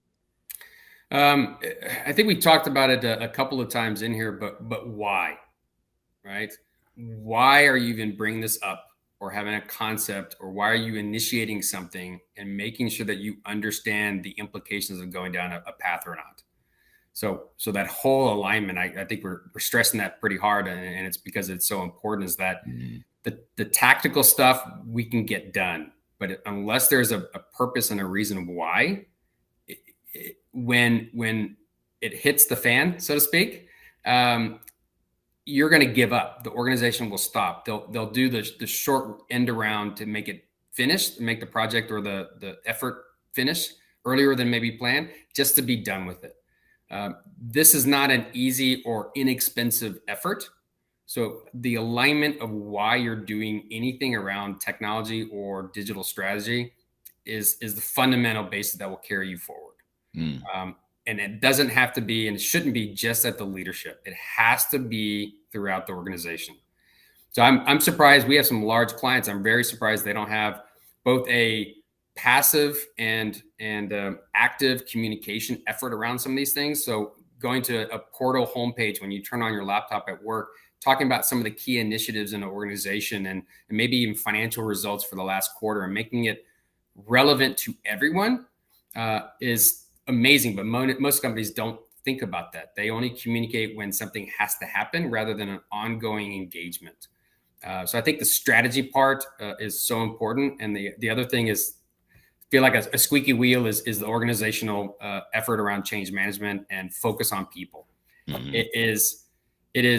We usually start even during our sales cycle, and somebody's going to want to go through a selection and implementation. Data. Start working on your data. Start working on your people. You need to backfill people. You need to educate people while this project is happening. You need to support them from day one, because they're going to be your champions and change agents when you get done. So data and people, I think, are core outside of just the alignment on strategy of why you're doing something. Yeah, I agree. Totally agree. And one of the challenges in our industry is that the echo chamber of our industry, when you look at software vendors, system integrators, most consultants that are affiliated with software vendors trying to push certain software products, they don't use these exact words, but they suggest that maybe you should think less and just do now. So don't ask why, just do it. Is sort of the refrain that you'll get, not directly, but that's the mentality that you get oftentimes from the technology and the digital transformation community. And the reason is because they want to sell software. They want you to move faster. They want you to stop thinking, stop asking why, stop worrying about alignment, stop worrying about you people. It's all about the technology. Let's get technology going right now. Let's do this agile approach so you can deploy the technology quickly. And it's all designed to sell software, but it's pushing you in a direction that totally circumvents everything you just said. And I think that's the problem. One of the biggest fundamental root cause problems in our industry is it's designed. There's flaws in the design of our industry that are not conducive to strategic success in the way we're talking about here today. Yep. But if you know this stuff that we're talking about and you take your advice to heart, and you can use that to counter some of that messaging and take control and ownership of your project and run it the way you want to, which in my opinion is the right way, is to ask, make sure you define the why, make sure you focus on change management, have a solid plan up front, all that stuff that is really important. I'll bring one more thing up, and I know you may have another question, but let's not disregard the people that the system implementer brings to the table as well.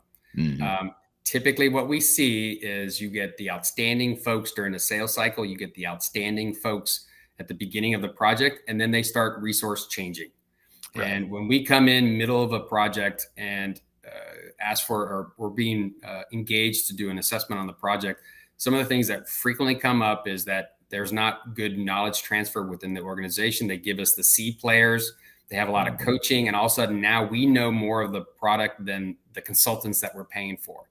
So staying on top of that is also very important. They don't necessarily need to know why you're going through this transformation, but don't ignore the fact that the system integrator and the consultants are also a big factor in a successful implementation too. Right. And I want to call out one more comment from the audience too. It's actually a comment that's going to just blow up this entire conversation and make me question this entire thread. But this is actually a really good point. Well-known comment from Arena on LinkedIn says, culture eats strategy for breakfast. So maybe strategies are relevant. I don't know. But the culture, and you talked just a moment ago about people, and we've talked a lot about people and change management in this conversation. How do you see culture fitting into strategy? And, is that something we should be thinking about? Well, what I'll say on that is I would say strategy reflects the culture of the organization. So when I was doing a project for Starbucks in Seattle, there were a number of people on the client side that had worked at, let's say, Amazon. And Amazon at that time was big, but it wasn't as huge as this. And the culture there was very militant in top-down direction, heavy workloads, just do it. And their ability to have projects and improve their operations to, pennies on the dollar around the strategy of their own transformation was a representative of the culture in the organization. And so you can't have a kumbaya, wonderful, cohesive strategy if the culture is disastrous and painful and hurtful, right? And so I think the strategy reflects the culture of the organization, not that necessarily culture will absorb and dispute or diminish the strategy. I think they should be and usually are aligned with each other. Right. So if there's a difficult organization from a culture standpoint, I'd be surprised that they have a long tenure moving forward of market share, successful customer attitudes and perception of their services, because it will permeate throughout the organization. We can go into another call around how we view cultures of the different airlines.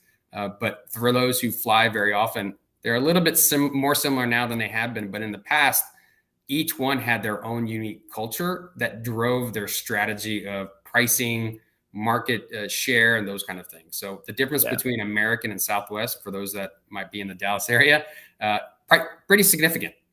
But now I would say Southwest isn't as different because they've scaled to such a size. Now they're having to do very much the same kind of cost cutting focus on managing the bottom line than they had in the past. Right. So, yep. And I think your strategy can also, one of your strategies might be to bend the culture too. I totally agree with you that your strategy reflects your culture, but it could be the inverse to some degree, especially now when organizations talk about becoming more innovative or more of a digital enterprise. that sort of thing. I think you can have a strategy that is intended to bend your culture, but you have to recognize that there's headwinds there. Yep. You're trying to change something that's very difficult to change, and it's not going to happen as fast as implementing technology will happen. And if so, and that's a good point, is that if you're thinking that technology is going to drive that org structure change and culture and change management, that's a difficult sale to me, because it needs to probably start the other way around. If you have an innovative company or you want to become that, you can start way before any technology is introduced. And then when you layer on something that really is maybe fringe functionality, or in a certain area that hasn't been touched before, but you've already have that crowd that is that servant kind of inquisitive mindset, it is more likely to be successful than if you're thinking that the technology alone will change people's attitudes and culture of the company. It's kind of, you can start one right now and change how you think and work with your folks. Right. And we have a just for those watching that might be interested, especially if you're interested in theoretical concepts, we have a 1-page summary of our digital strategy framework and things that we look at and that we unpack and help clients define as part of their digital strategy exercise. I'd be happy to share that with you. If anyone wants, you can message me and we'll share that with you. And if our marketing team listening happens to have a link to that, I don't know if we have it posted on our website or not, but if we do, you can also check the comments. They'll post it there if it exists. So don't take my word for it, because it may not be on the website. So if it's not, feel free to message me. But using that as sort of a lead into my last question for you, Scott, how can organizations get started on their digital strategy definition in defining a digital strategy that's unique to them, kind of reflects their business strategy and their corporate strategy? Yeah, one of the things that's still surprising me sometimes is that a lot of organizations, especially at a certain size, and they've grown by acquisitions or like, they don't really understand their technology architecture landscape.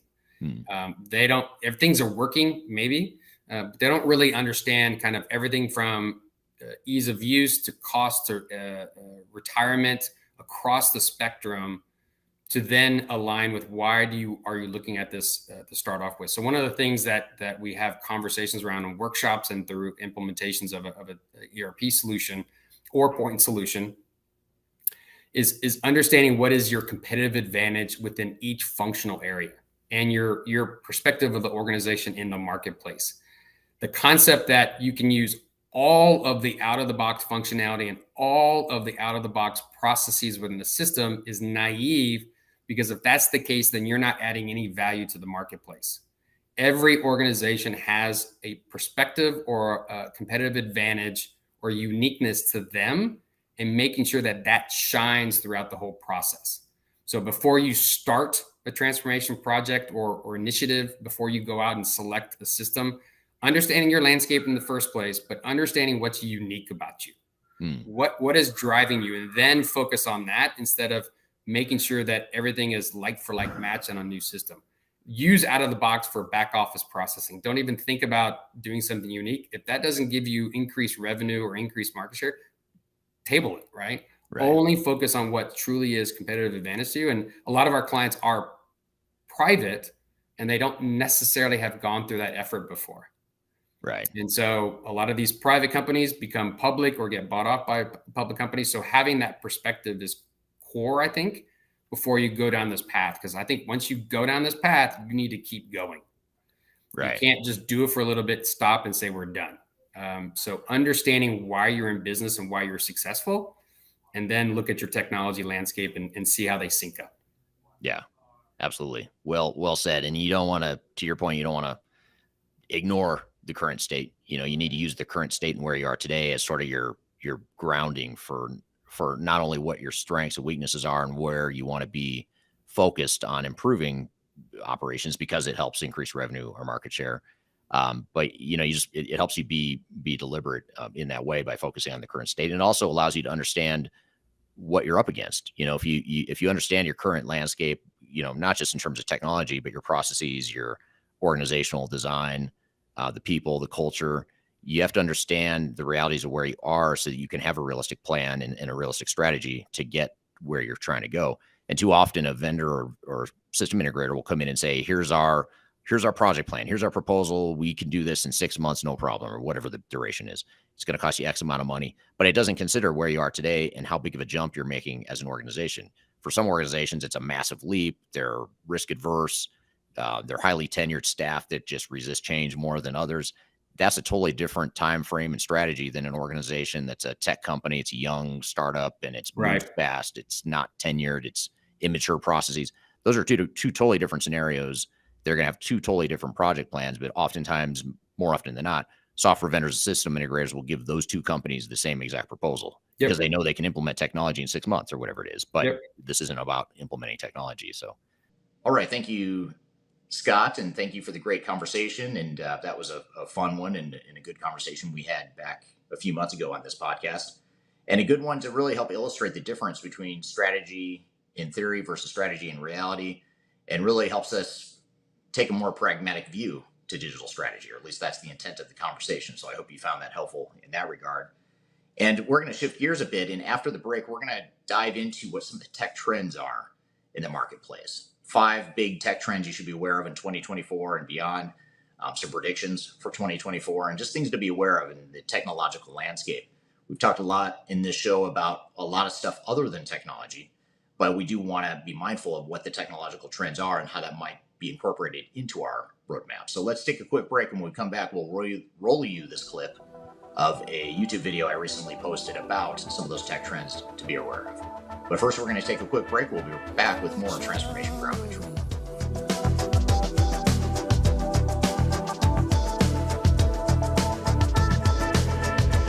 If you are aiming for transformation success, turn to Third Stage Consulting Group. Third Stage's independent and technology-agnostic consulting team helps clients define their digital strategies, define their roadmaps, and manage their transformations. With offices in the US, Europe, and Australia, our team helps the world's most forward-thinking organizations through their transformation pitfalls and risks. If you are embarking on a digital transformation or business change initiative, contact Third Stage Consulting to see how we can help you reach the third stage of transformation success.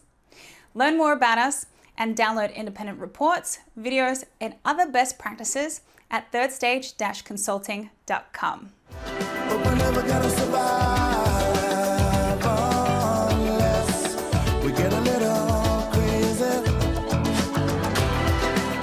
Hello, welcome back to Transformation Ground Control. My name is Eric Kimberling. This is episode number 141. I'm your host for today and appreciate you being here. And we are going to jump into a conversation now talking about technological trends as we continue this whole thread and this whole theme of today's episode, which is all about digital strategy and the things you need to know to define your strategy and roadmap for your digital transformation or ERP implementation in 2024 and beyond. So with that in mind, we wanted to play you a clip of a recent video I posted on my YouTube channel that talks about what some of the tech trends are to be aware of and what some of my predictions are for 2024 and beyond, just so you can have these in the back of your mind and be prepared as you define your digital strategy and roadmap. Now, keep in mind, when we talk about technological trends, we don't necessarily need to bite off more than we can chew. We don't necessarily need to boil the ocean. We don't necessarily need to go chase every potential sexy, cool, new technology that's out there. But instead, we need to be aware of what's out there so that we can selectively choose the ones that best fit what it is that's going to work for our business and what is going to deliver the most business value for our organization. So do take it with a grain of salt, but these are the biggest tech trends that we see our clients being excited about, being interested in, and these are the technologies that we're talking about quite a bit with our clients as we head into 2024 and beyond. So with that in mind, let's roll the clip of me talking about some tech trends and predictions for 2024 and beyond. And when we're helping clients define their digital strategy and roadmaps, one of the biggest things we need to consider are some of the technology trends in the marketplace. What are the things that are happening? What's changing? And the world is changing very quickly, by the way.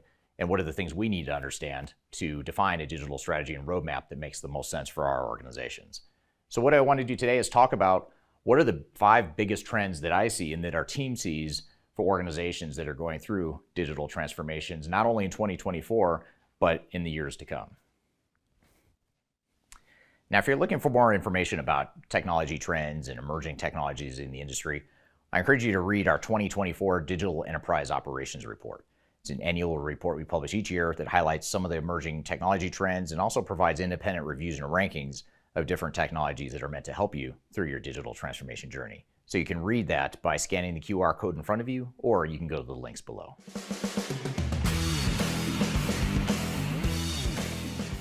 In 2023, we really saw a breakthrough or a tipping point of ChatGPT, OpenAI, and other artificial intelligence solutions at the consumer level.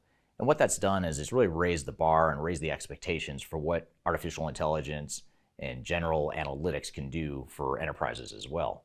And so what we expect to see in 2024 is that now that people understand at the consumer level how to use ChatGPT and how DALL-E and other types of OpenAI solutions can help them in their personal lives, now you start to see people connect the dots with how enterprise solutions can also leverage AI, analytics, business intelligence, and other sorts of emerging technologies that have been around for a long time, but they've been misunderstood or under-deployed throughout organizations. So as we look to 2024 and beyond, this is where we really start to see, and we expect to see, some material advancements in the use of AI throughout enterprises. This goes both for how enterprises leverage technology themselves, but also for how ERP vendors and other enterprise technology providers incorporate AI into their solutions. Now that more of us understand what AI can do and they understand the OpenAI model and ChatGPT and other types of emerging tech, now we've really raised the expectations for what enterprise technology can do as well. So look to 2024 to be the year that artificial intelligence and analytics really reaches that tipping point of adoption at the enterprise level.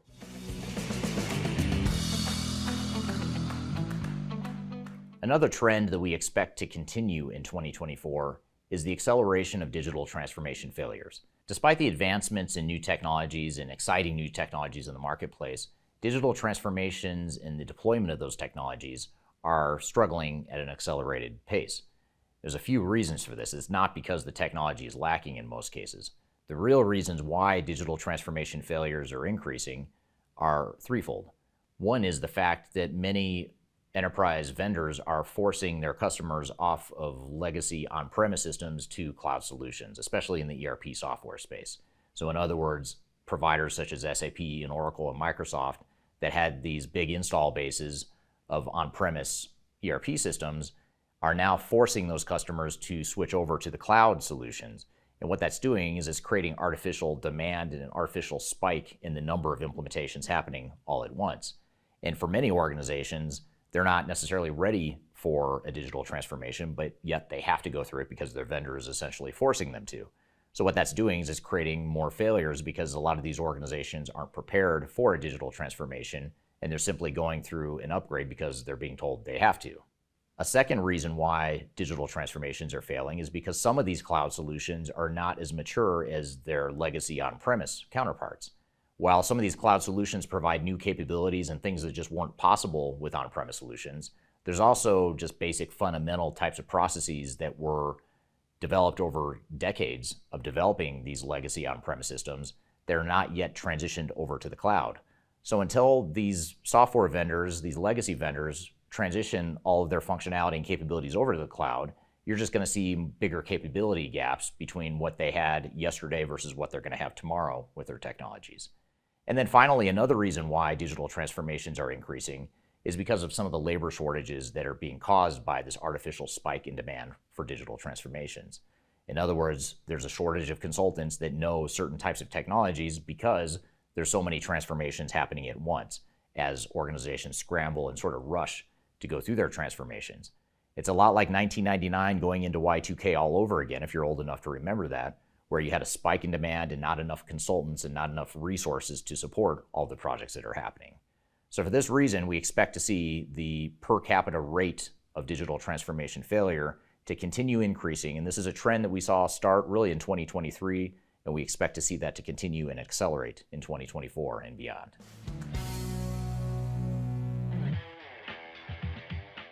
Another trend we expect to see in 2024 and beyond is the deterioration of market share of ERP software vendors.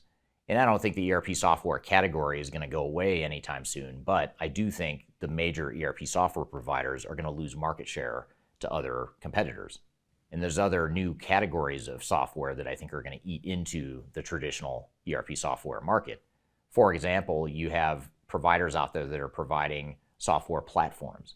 So in other words, they're not just providing one ERP system that can do everything or try to do everything, but instead they're providing more general platforms that provides a bit more flexibility. So you can develop your own products or use third-party providers that develop on a certain platform. Probably the best known example of this is Salesforce. Salesforce has a Force platform that they built Salesforce on, but they've also opened it up to third-party developers and even their own customers to develop different types of products and different capabilities that the Salesforce CRM system can't do. And that really allows organizations to have flexibility to develop things that maybe haven't been developed in the past, or to leverage third-party developers that have off-the-shelf solutions built on that same platform. So it gives organizations a lot more flexibility and a lot more options than a traditional ERP system. A second category of software that is chipping away at traditional ERP systems is the best-of-breed model. You're starting to see more organizations have less tolerance and less patience for big, massive ERP implementations, but instead what they're doing is focusing on individual pieces of their organization and certain functions that can provide more value quickly within their digital transformations. So for example, a lot of organizations might say, if our number one goal as a company is to increase our top line revenue, then perhaps we don't just replace all of our ERP systems, we instead focus on CRM or customer relationship management to really drive that top line revenue growth that we're looking for. And over time, perhaps we'll replace other systems as well. But by deploying a more targeted CRM solution in this example, they're able to get more immediate value at a lower cost and lower risk. So this best-of-breed technology category is another threat to the traditional ERP software market. And then finally, another trend that we see eating away and chipping away at the market share of the big ERP vendors is going to be software vendors that provide interoperable solutions. So products such as Palantir or Snowflake. Those are systems that are meant to not necessarily replace an entire back-end ERP system, but instead it's meant to provide workflow, automation, and business intelligence and reporting capabilities on top of what systems are already in place within an organization. So these are just three examples of ways that the traditional ERP software market is going to continue to deteriorate and give up market share to other competitors in the marketplace.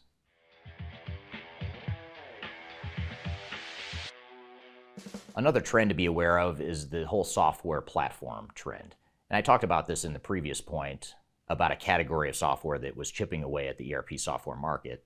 But it's also worth noting that software platforms are a trend of the future. It's not just because it's chipping away at ERP software vendors, but because it's a trend in a direction that a lot of organizations are starting to go. In other words, they're not doubling down and putting all their eggs in one basket of one technology provider. Instead, what they're doing is investing in a software platform that allows them to grow and add new technical capabilities over time. And this can be a lower risk way of deploying technology without necessarily having to replace all of your systems at once. Another trend within this software platform category is the low-code, no-code movement. You're starting to see a lot of software vendors that are providing low-code, no-code options, which really essentially allow you to deploy new technologies and provide flexibility for those new technologies without necessarily needing to customize or have deep technical capabilities to support it or change the software. So low-code, no-code is a big movement that we're seeing in the market as well. And I sort of lump that into a software platform category, even though many would say that's its own separate category. But it's also something that's being deployed and integrated within other ERP and other types of enterprise technologies as well. So look for software platforms to gain more traction and more momentum in 2024 and beyond.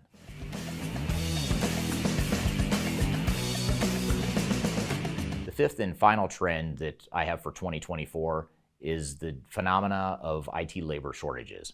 We're already starting to see it here in 2023, and I expect this to continue and accelerate into 2024, which is it's hard to find good IT talent. In fact, it's hard to find good talent anywhere, not just in IT, but on other functions as well, and a lot of organizations might agree with that. But IT is such a specialized, high-skill type of labor force, and when you combine that dynamic with the fact that there's so many digital transformations happening at once, which I covered earlier in the video, and technology is changing so quickly, and it's hard for the labor force to keep up with the technological changes, that creates a dynamic where there are skills shortages in the marketplace. So what this means is it's going to be harder to find talent, not only to support your current technology landscape and environment, but certainly as you go through a digital transformation, it's going to make it that much more difficult to find the talent and the resources and the skills that you need to support the project going forward. So this IT skills and this IT labor shortage is one of the biggest trends we expect to see to continue and to accelerate in 2024 and beyond. So those are a handful of the tech trends that you should be aware of in 2024 and beyond as you define your digital strategy and roadmap for the next year and years. However, doesn't mean that every one of those trends is going to be relevant to you or important to you, but it is something to be aware of as either part of your short-term and or your longer-term digital strategy and digital transformation roadmap. So with that all being said, I'd be curious to hear in the comments in the chat here, what is it that you're most excited about? What trends that I talked about are you most excited about? Or perhaps what tech trends or emerging technologies have I not talked about so far in this episode that you're excited about or that you think might best benefit your organization or other organizations in general? I'd love to hear your feedback, so be sure to drop that in the comments if you don't mind. I'd love to hear from the audience here.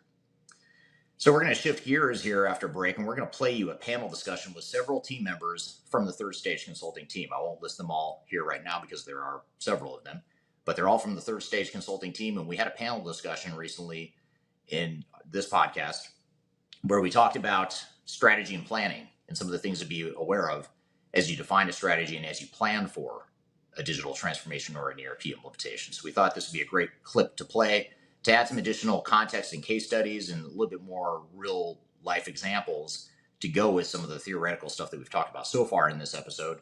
So we're going to play you that clip here in just a moment, and then later stick around because after that, we're also going to talk about some of the change strategies, change management and people strategies you should be aware of as well. So we're going to play you that clip of the panel discussion when we come back from a quick break. But first, we'll take that break. You're listening to Transformation Ground Control. We'll be right back.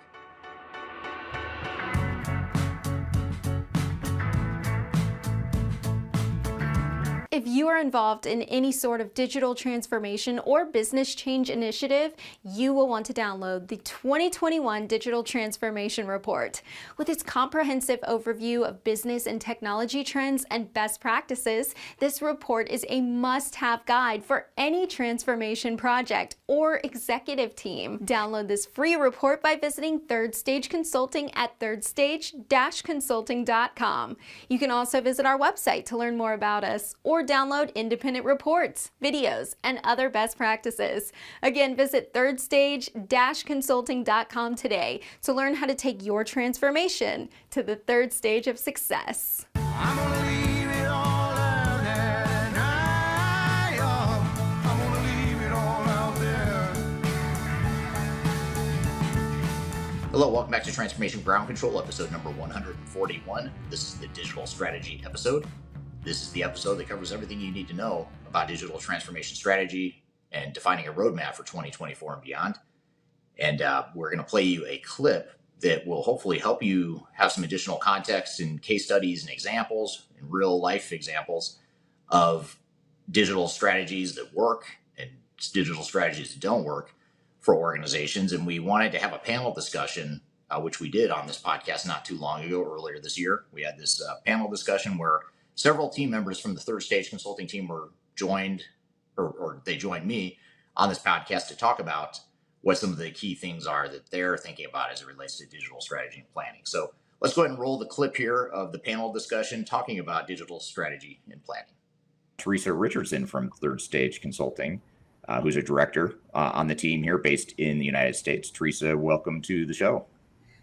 Thank you. I look forward to enjoying this conversation. It's one of the bedrocks of what we do, and I'm sure everyone is just as passionate as me about this. So. Yes, and we're gonna touch on some hot buttons for you throughout this conversation, including change management and process improvement. So I know those are two areas that you're particularly passionate about. So we're definitely going to touch on those pretty heavily here today as we talk about implementation readiness and planning. And then we also have Nate Stroher, who is practice lead at Third Stage Consulting, also based out of our Denver office. Nate, welcome to the show. All right, thanks, Eric. Got a lot of good topics to talk about today, and look forward to sharing some of our experiences. Absolutely. And then Michelle Weiss. We have Michelle, who's a senior manager at Third Stage Consulting, based out of the United States, out of New York. Michelle, welcome to the show. Thanks, Eric. Looking forward to it.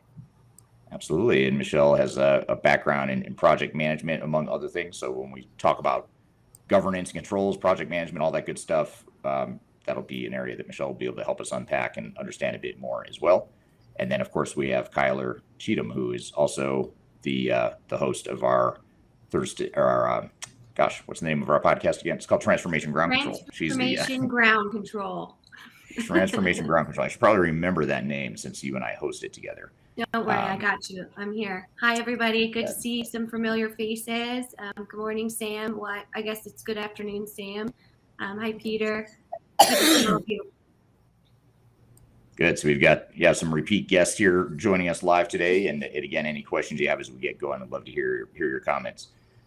So I guess just to start, and actually in this conversation, this is a little bit different than most of our live streams in that we're actually going to show you a framework. I'm gonna pop it up on the screen. I'll take it away. We're gonna kind of keep coming back to this one slide, this one graphic that summarizes what some of the major work streams are within implementation readiness and implementation planning. But before I start to show you sort of the conceptual framework and we start to unpack that in a little bit more detail, I wanted to talk about just why implementation planning and implementation readiness is so important to digital transformation success. And I guess just to maybe preface the question for you, Nate, to get us started on this is, a lot of times what we see with our clients and especially in cases where we come into the picture later, where the project's already underway and perhaps they're experiencing some problems and they ask us to come get the project back on track.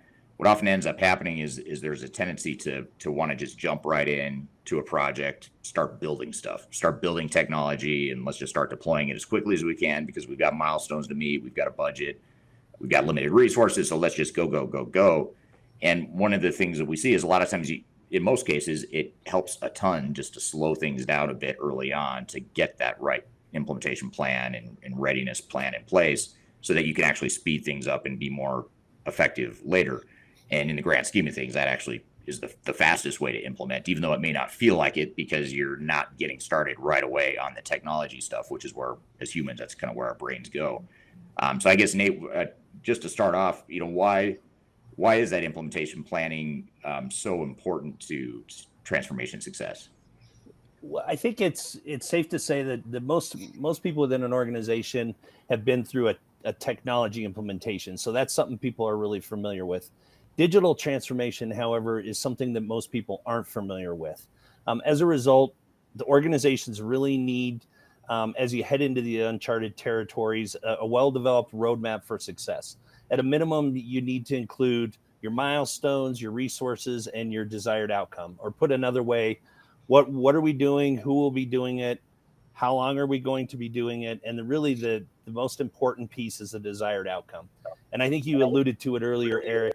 Most organizations we come into, in fact, I would say probably 95% say, hey, we're really good with this step. We know where we're going. Let's just get started. Let's jump in. And I often compare it to saying, hey, we're going to go on a road trip from Denver to Los Angeles. Let's just go. Let's just get on the road and start driving. Well, you're really, you can do that. You might end up in LA. You might end up in Portland. So it's really important to say, where are we going? How are we going to get there? And what's our desired outcome? And who's going to be a part of it? And when you address these things, and some organizations really do know what they're doing, and so it's a very simple process of just confirming all of that. But it's really important that everyone's on the same page. Because of this being such uncharted territory, you have to make sure that everyone's real familiar with what you're doing and how you're doing it and what the desired outcome is before you get started. Yeah, it's a great analogy. Driving from Denver to Los Angeles.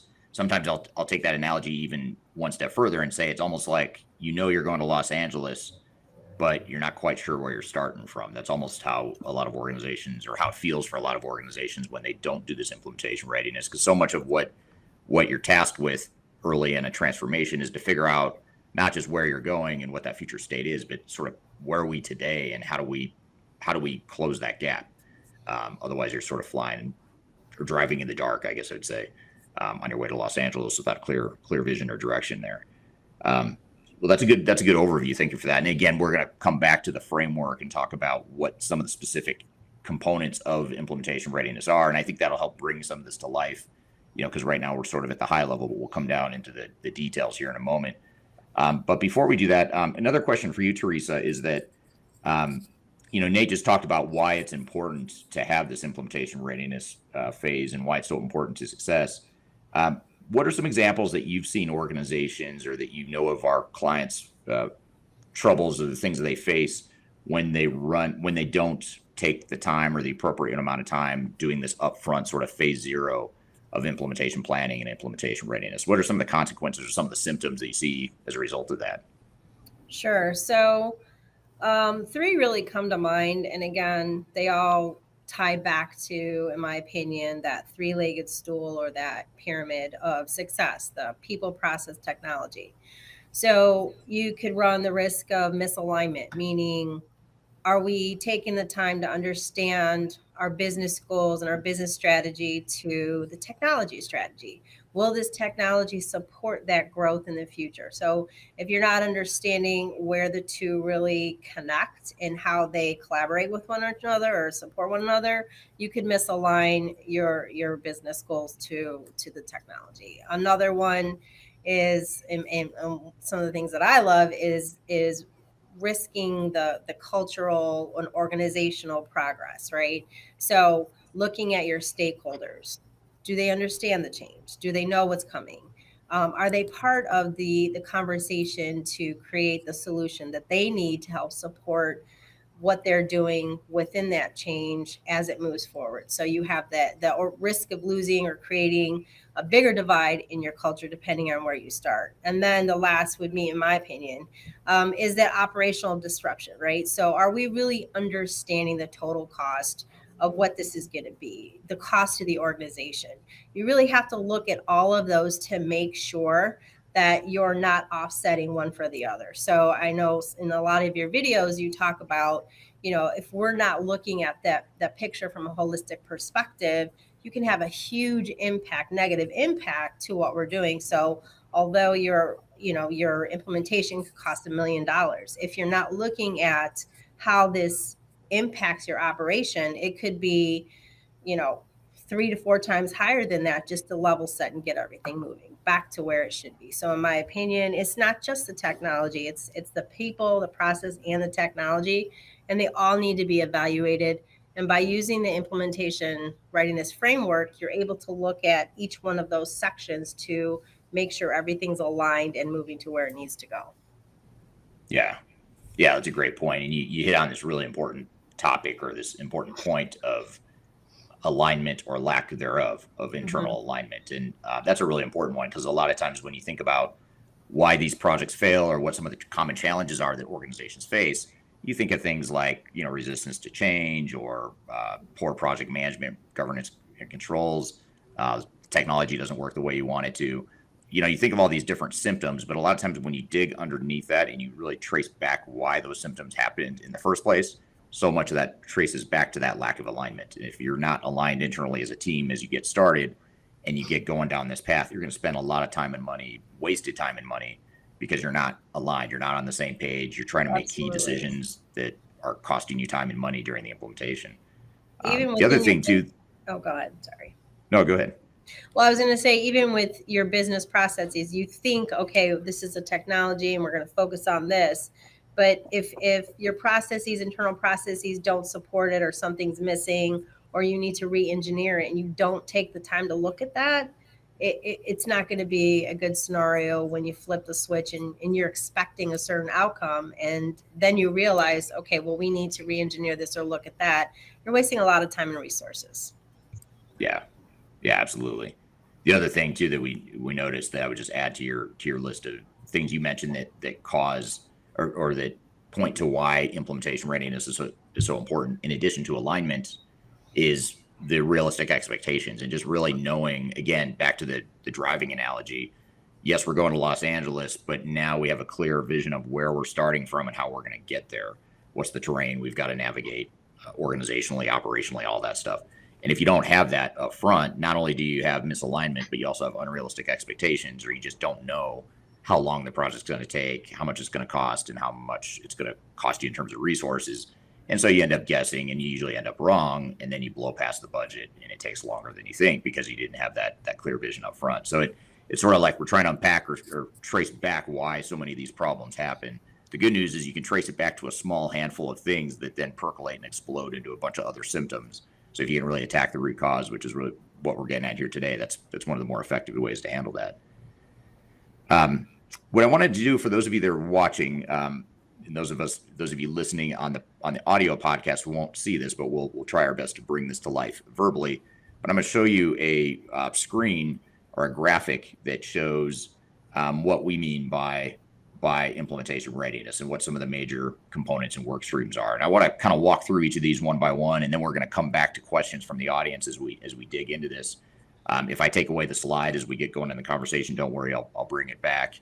And if anyone wants a copy of this visual, we're happy to share it with you. Just email us after the show. But the first thing I want to talk about is the executive alignment work stream, which is the first work stream you see at the top of this graphic.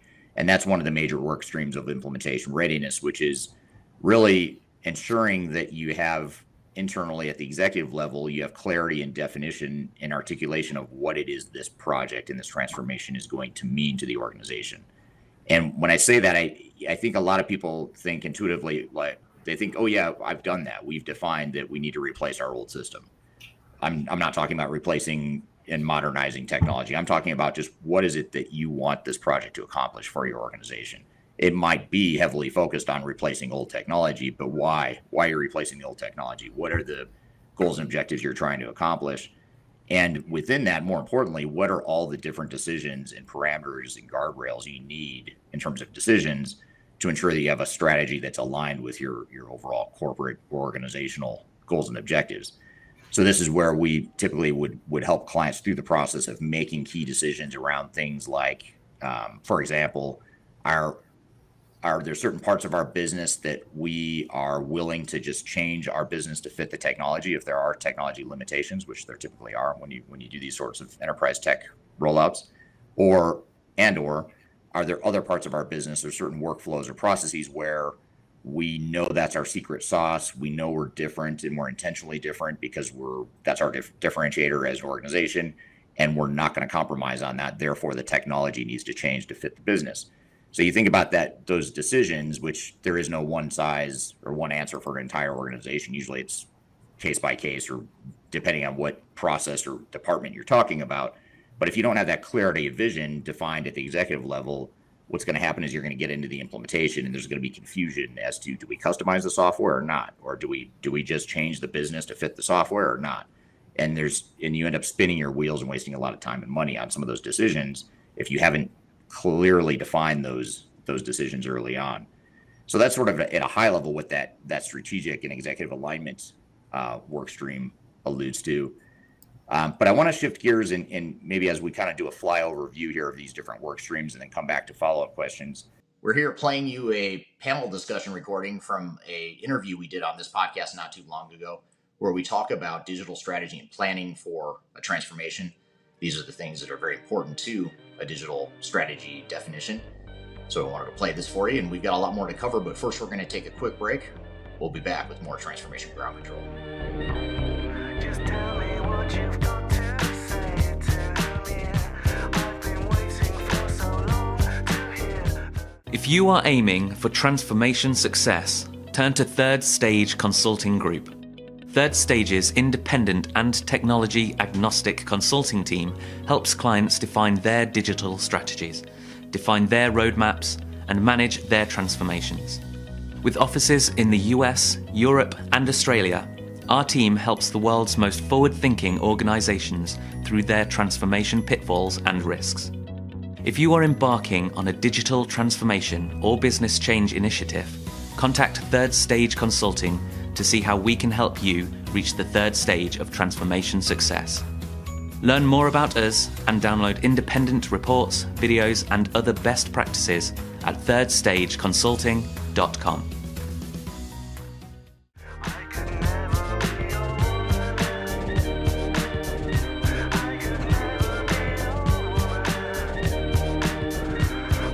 Hello, welcome back to Transformation Ground Control, episode number 141. We're here with a panel of guests who are talking about digital strategy and planning. Let's jump back into the conversation. I guess for you, Teresa, when you look at the operational readiness piece of that, the operational readiness work stream, why is that so important to a transformation? Well, again, in my opinion, if you're only focused on getting that technology in, and you're not looking at the simplest question is your organization ready for this implementation? Do they have the processes to support the technology? Have we done an operational gap analysis to look at current state to future state and understand that transitionary period in between?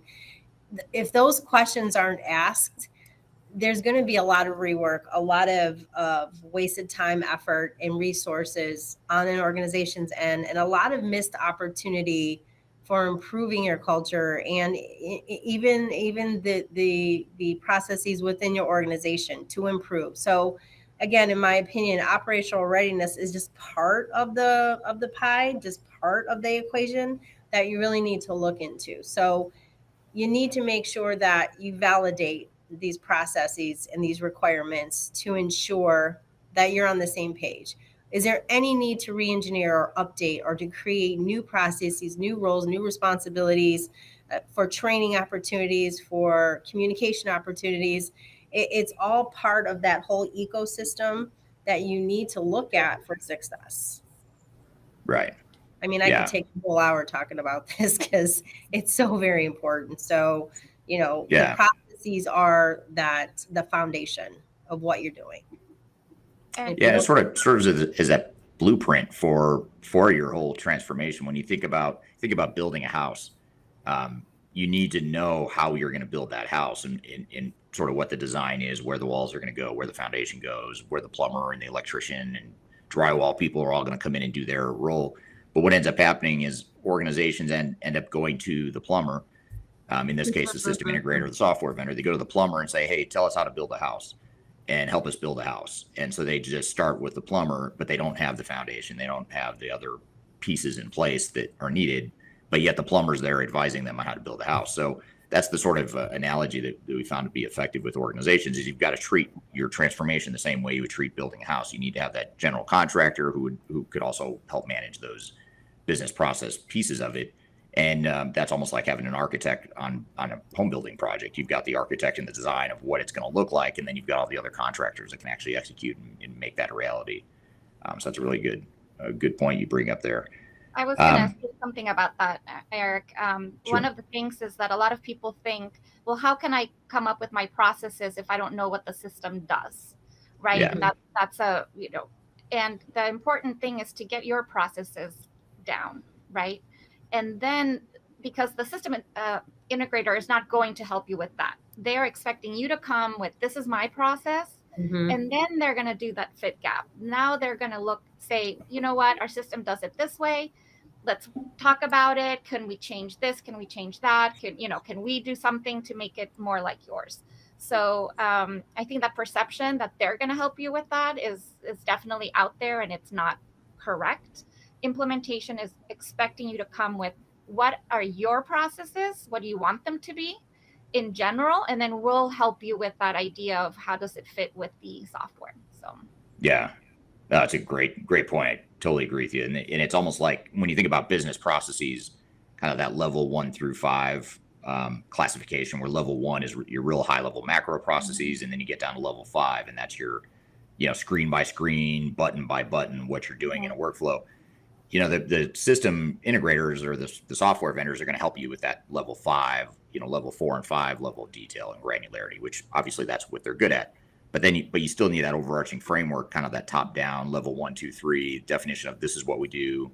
This is how we're going to do it. And there's certainly going to be some reconciliation. You mentioned the fit gap piece of it. You're going to have a vision of what you want your business to look like and what you want that blueprint to be. And then you've got the realities of the technology.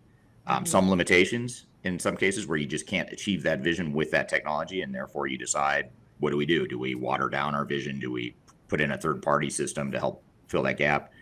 But then there's also, in some cases too, there's competencies that technology bring to the table that you may not envision early on, which is okay. You start to get into things like machine learning or some of the more automated tasks that can happen in new technology. That's going to enable and give you ideas for how you could improve your processes. So you kind of have to take top down and bottom up and kind of meet in the middle there with the technology driven versus the operational and strategic driven piece of it. So it's a great point about not wanting to defer too much to the software vendor and how the technology works without that clear vision up front.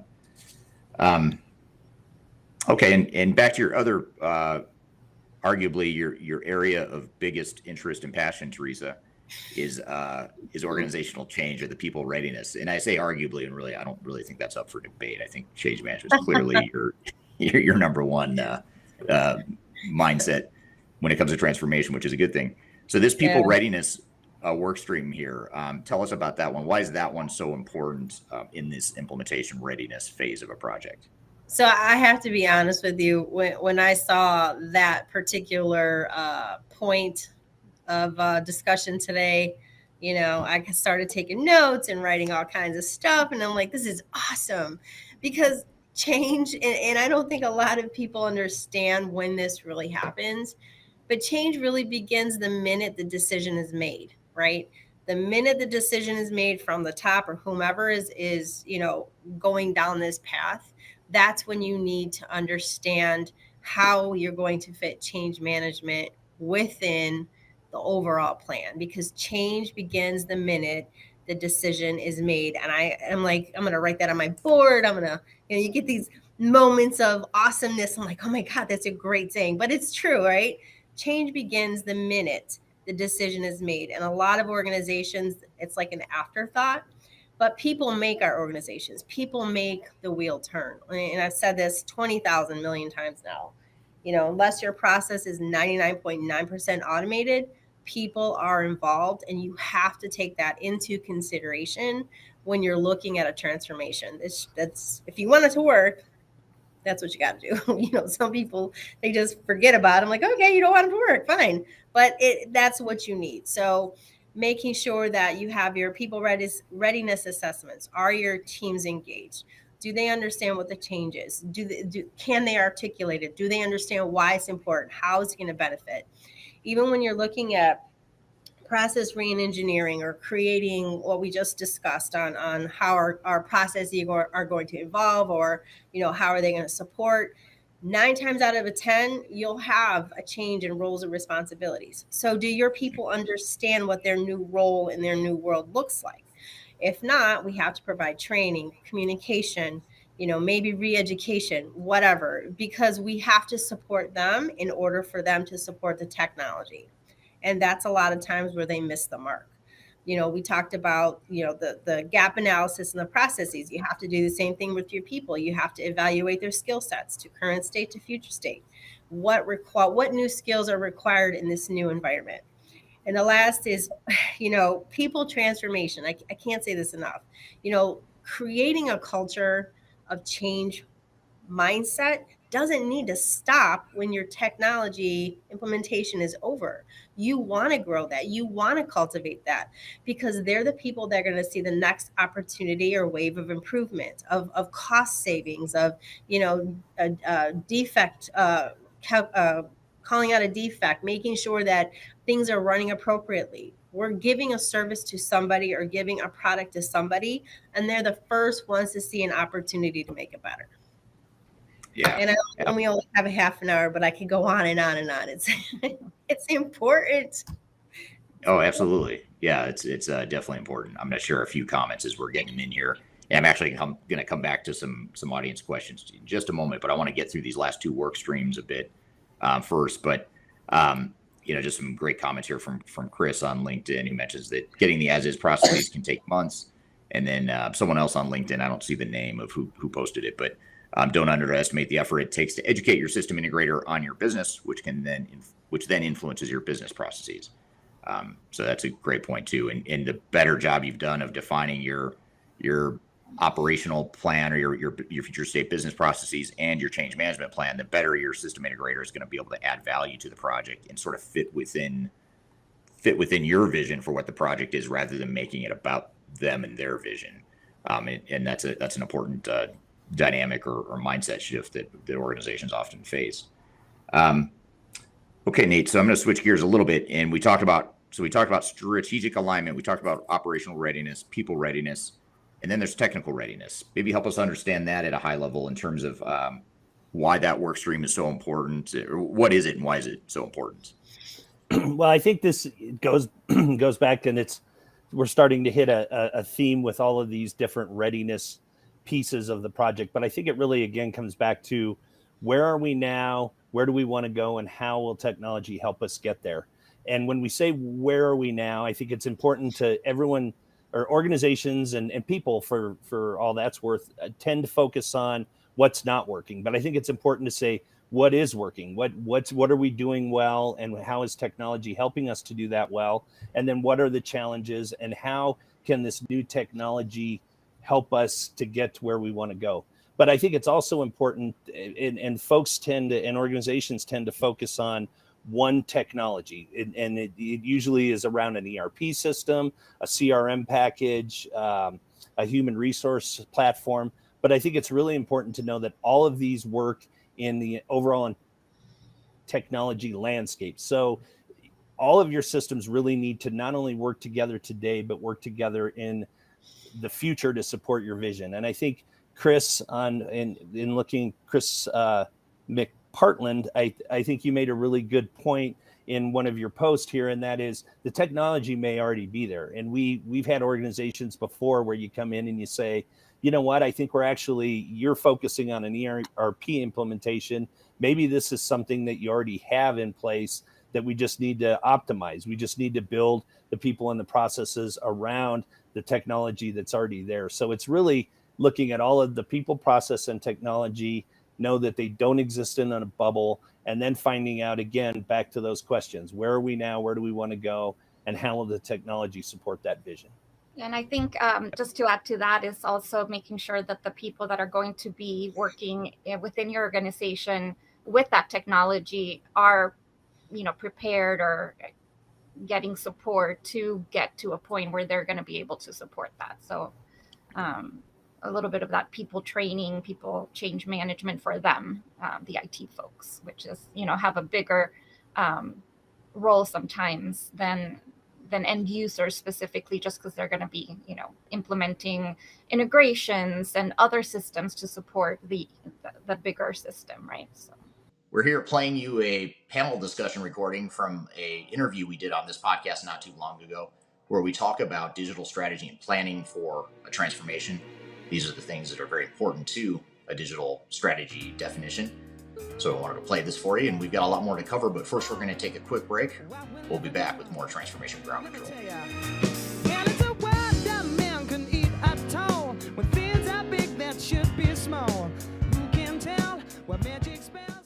I'm excited to share our newly released 2024 Digital Enterprise Operations Report. This free download is available on the Third Stage website at thirdstage-consulting.com. This report is truly packed full of technology-independent and agnostic insights for your project to ensure that you're strategically optimized for success. Download your copy today with the QR code in front of me, or visit our website for more details.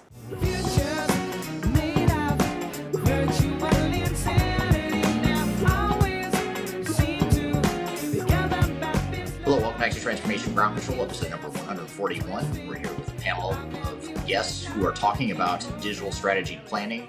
Let's jump back into the conversation. And I think one of our clients earlier this month made a really good point. He said, you're dealing with end users that are used to a rotary dial phone, and we're giving them a smartphone right now. It's still a phone. It still communicates from one person to another, but it's a whole different way of doing it. So you can't just assume, okay, we're going to take the old phone, take it out of the wall, hand someone a smartphone. They know how to use a phone. There's a whole process of not only training people, but getting the right people in place to take advantage of the technology. And I think that second piece is really the most important one. And that is some people not replaced, but you might need to get some people in there with different skill sets and different ways that they do their job, and the way they work within the organization to really take the best advantage of the technology. Yeah, absolutely. And, that technical work stream is also important because it provides the architecture and the integration for how technologies will tie together.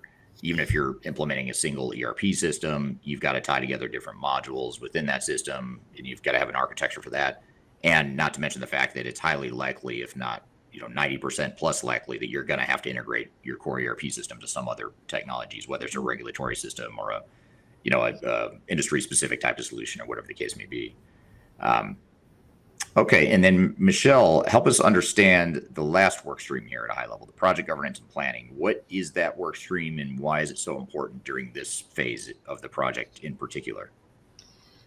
Sure. I mean, this is the work stream that helps you determine how are things going to be managed, who's going to manage them. So the first one being the project governance is, how are you going to escalate things? Who's going to be the person that things get escalated to? How are you going to project manage this? Are you using certain software to do that? Or, just kind of getting ready for that project management role and how things are going to work. Also, I think part of this is, and it may bleed into the others, is, sometimes people assume that even executives know what their role is in a project, right? You just assume they know. Well, this is also part of defining what their roles are going to be and what is expected of them. So setting some guidelines as to, okay, you're part of this project team. These are the expectations for your role. So you're the executive sponsor. This is what's expected, right? You are available. You attend certain meetings, etc. So people know what to be ready for the project. Also, in building out your project team, realizing how much time you're going to need from those people, and does it make sense for them to be doing their job as well as being part of the project? In huge implementations, no, that does not make sense. You're actually going to need those people full time, and so figuring out a way to support them in that by backfilling those positions. So I know that that's a big thing in really huge implementations where, again, companies don't realize that that's going to have to happen. So they're going to have to hire people to take over some of these very important roles, but you need those really important people as part of the project to define all of these processes and make the project work. And then it's also looking ahead of time about what might be risks in your organization. So getting those risks down and starting to think about how to mitigate some of those risks. So I don't know what anyone else has to add to that, but those are my few comments. Yeah, some of the decision making is a really important one that you mentioned, which is how do we make decisions as the project goes? Who makes the decisions? Mm-hmm. A lot of times organizations delegate decision making about key business processes and strategic decisions. They delegate that to the project team in the spirit of delegation and just getting people involved. So it's typically coming from a good place.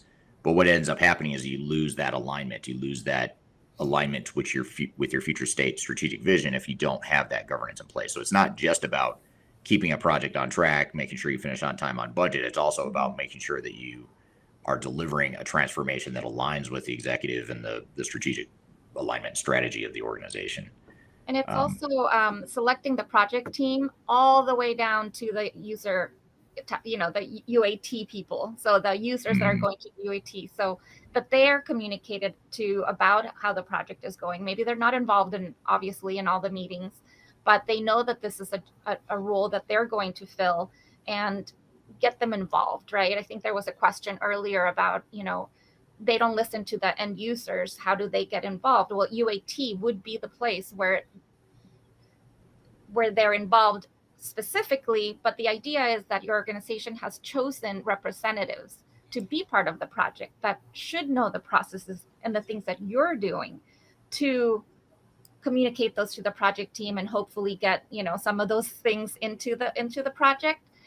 You can't involve everyone in projects like this, but the UAT piece is where those users get to play with the system, test what the processes that have been set up, and voice their opinions. This is working, this is not working, and that's their chance to really give that input, I think. So they need to know that they're going to be part of the project even from the beginning, and obviously they're going to know that they're going to get training on especially if it's a brand new system, right? Sometimes that you switch from one platform to another and it's completely different.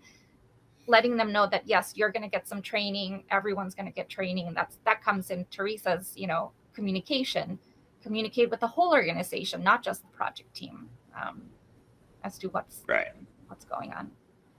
Yeah, absolutely. And that was a good segue because I actually had that question queued up to answer next. So you had it, you had a perfect transition here into some of the audience questions. And so thank you for paying on YouTube for asking that great question about user involvement.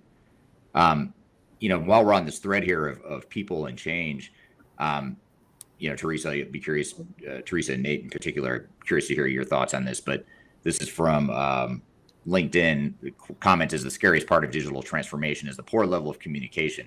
Some global managers believe their own perception is the only one that's valid, and they do not value the experience and limitations of end users and medium to low managers within the organization. So how do you overcome that, Teresa? Maybe we'll start with you. When you talk about communication and the poor communication I think this person's also getting to something even deeper, which is the managers thinking they're right or only their perception is valid.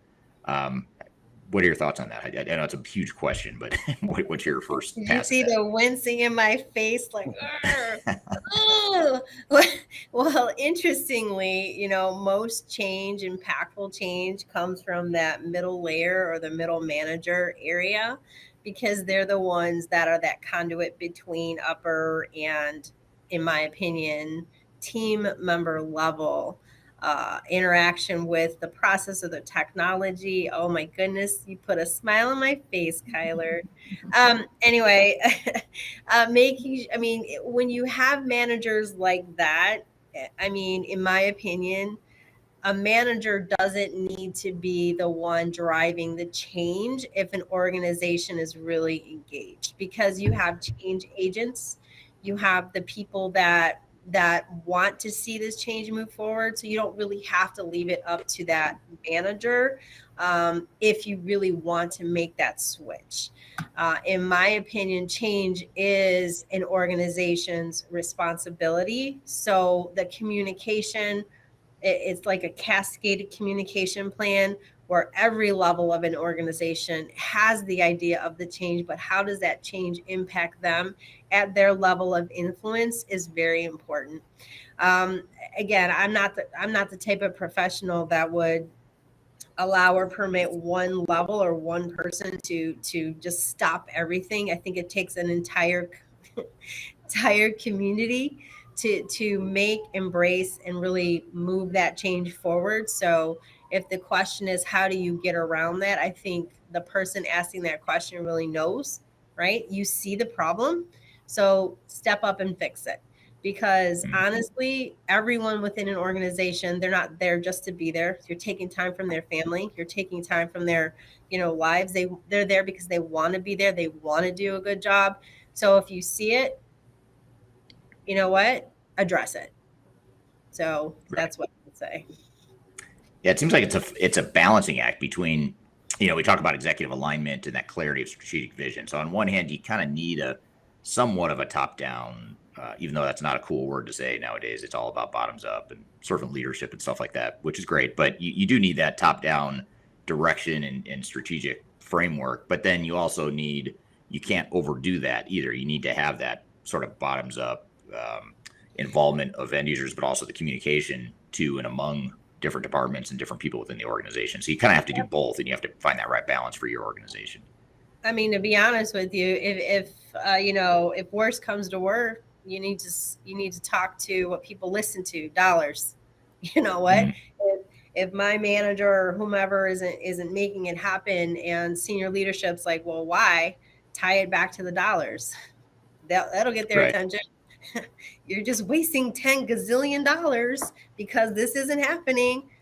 You'll see some changes. So there's plenty of ways around that barrier. And here at Third Stage, we are very good at identifying what they are and just kind of like blowing it up. And absolutely. Happen, So. Yep. And then here's an interesting comment from Chris Simmons on LinkedIn. He says, for some people, change can be difficult, especially those who may have been with the company for many years. And that's a great point. If you have a highly tenured staff, change management's just going to be harder. If you're an older, more established organization, change is just going to be harder. And I think too many organizations underestimate that. And they think, no, it's not going to be hard because our people hate the old green screen system. So they're going to love the change. Well, maybe they will at the end of the day, but it's going to be a very painful process. I think that's the part that people don't fully understand? Honestly, I think that's a pot of gold in my mind. I mean, you have all that tenure, all that experience. And, I know you just maybe saw me get a little excited there, but that's what it is. It's like a pot of gold. It's all this experience and this, you're there for a reason. You've been there for 40 years. So you love your job. You're passionate about it. So let's tap into that. Let's figure it out and have them become the cheerleaders. I mean, just because someone's been there 40 years and they're using a phone on the wall versus someone out of college who has a super duper fast new version iPhone that you can look at and it turns on, it doesn't mean we're going to discount the person that's been there for 40 years. In my opinion, that's a huge opportunity. That's a huge pot of gold, and I tap into it. I'd be like, hey, let's talk. Right. Absolutely. We're here playing you a panel discussion recording from a interview we did on this podcast not too long ago, where we talk about digital strategy and planning for a transformation. These are the things that are very important to a digital strategy definition. So I wanted to play this for you, and we've got a lot more to cover, but first we're going to take a quick break. We'll be back with more Transformation Ground Control.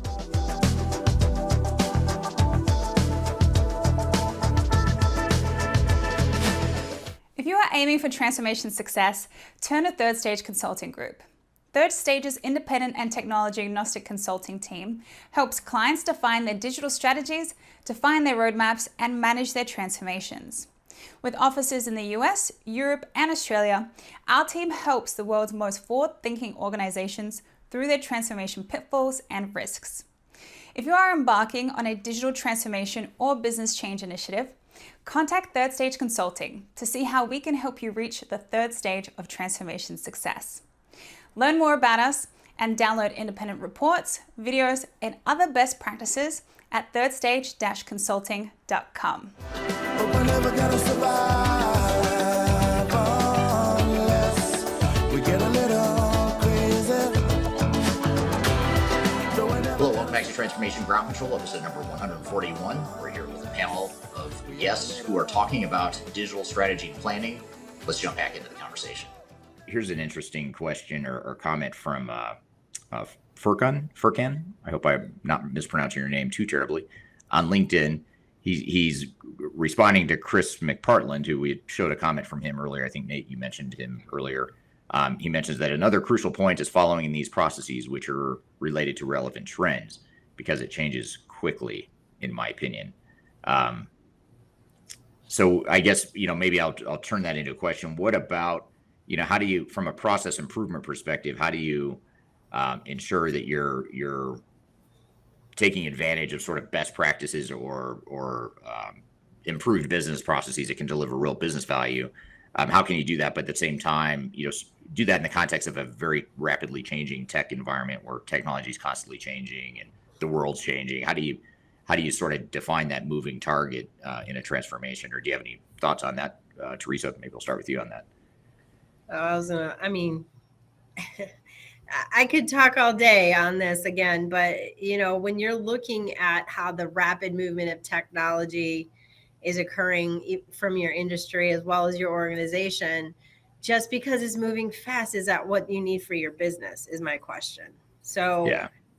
Flavors of the month, I hear it all the time. It comes and goes. So if something's moving quickly and it's something that you want to deploy, step back, take a look at the strategic alignment and how your processes and what are your strategic goals. Is that the right fit for your business? Ask the people who are touching the process. It might be a shiny bell here, but when I'm involved in the process, will it work for me? Will it get a better service, a better product, a better whatever? Am I going to help my consumer, my customer, by changing these processes and making it shiny, faster, whatever? I think even before you want to do that, you would really need to look at whether or not it's the right thing to do for your business. Yeah. And speaking of speed and change, here's a question I want to maybe see what your thoughts are here, Nate, on this question again from Chris McPartland. But I feel like this question really gets to the root or to the heart of why implementation readiness is so difficult for organizations to think through and to be patient with or to actually take the time to do. is, I'll say it in his words because he says it better than I probably would have. But he says, I'm always under so much pressure to start delivering change as there's always excitement and momentum in the early stages. So how do you ensure you get the time up front in an agile, impatient world? And I think that's a brilliant question, because that is the problem with implementation readiness, and why so many companies skip past it is because we live in this agile world. We want to move fast. And it's sort of like a human psychology sort of thing, where if we're not building technology, then we're not making progress. I can see and touch the technology, but I can't see and touch all this implementation readiness stuff. So let's just skip past it in the name of agile and go build some stuff. And that creates a lot of problems, in my opinion, that can lead to problems later. And that's hence the whole reason for this entire topic and conversation. But what are your thoughts on this, Nate? I mean, have you seen this before? How have you seen our clients overcome that? What are your thoughts there? Yeah, and that is a great point. And I think when you ask if we've seen it, I think with every client we've seen it. And I think it really goes back to the point, and I'll use your analogy, Eric, but it really comes back to the point of starting from the beginning. Where are we now? Where are we going to go? And then really building a good plan on how you're going to get there and communicating. And I'll try and hit in all three of those, but it, again, kind of using that analogy of building a house, it's sitting down and saying, what do we want out of this house? Are we building it for a family? Do we want a lot of living space so that we can entertain a lot, that sort of thing? That's the vision. And then really sitting down and saying, what's the plan? And saying, do we have to dig a foundation? We have to frame the house. We have to get the plumbing and the electrical. And then really the most important piece in my book is communication. And I think the communication has to be consistent. It has to be frequent, consistent, and concise. And I think as long as you can take your communication and tie it all into where are we now, where are we going, get it in front of people, whether it's weekly, bi-weekly, monthly, at staff meetings, whatever that is, and then make it concise, make it relevant to what the end user sees and what their piece is in the overall project. So people don't want to read 5-page emails, but they want bullets. They want to know what the change is, what's coming up, what's their involvement in it, and what can be expected of them. And I think if you do that, it lets people know that, again, here's where we're going. The end goal is to build a house that we can all live in. And yeah, it's not exciting when you're seeing a hole dug in the backyard and a foundation is being poured. That's not really something you can put your hands on. But as long as people know you do this before you do this, before you do this, and then we all move into the house, it gives them an idea of where you're going. Yeah. One of the things that I want to add to that is, going back to the earlier part of our discussion, you're talking about, what risks are we in danger of? And I think one of the things that just popped in my head as he was so eloquently describing that is the risk of a restart. So that's a very costly thing, not just in money and resources, but in the buy-in and adoption that you've created up to that point for your organization. When you don't really take a step back and look at what are we really doing, where are we, and where do we really want to go, and what that piece in between is. If you don't do that, then you're moving along your timeline. You find something that you need to adjust, you got to stop, you got to adjust, and then that whole cost of a restart is huge. It's huge. Yeah, absolutely. That's a great point. And I agree with that, by the way. It's a lot cheaper and faster to do it right the first time than it is to mess it up and think that you're speeding things up, and actually you're just headed faster towards a failure. Making sure you get that right up front is super important. You're headed to the brick wall. Get it? The brick wall behind me. No. Boom. Little digital transformation humor here on the show.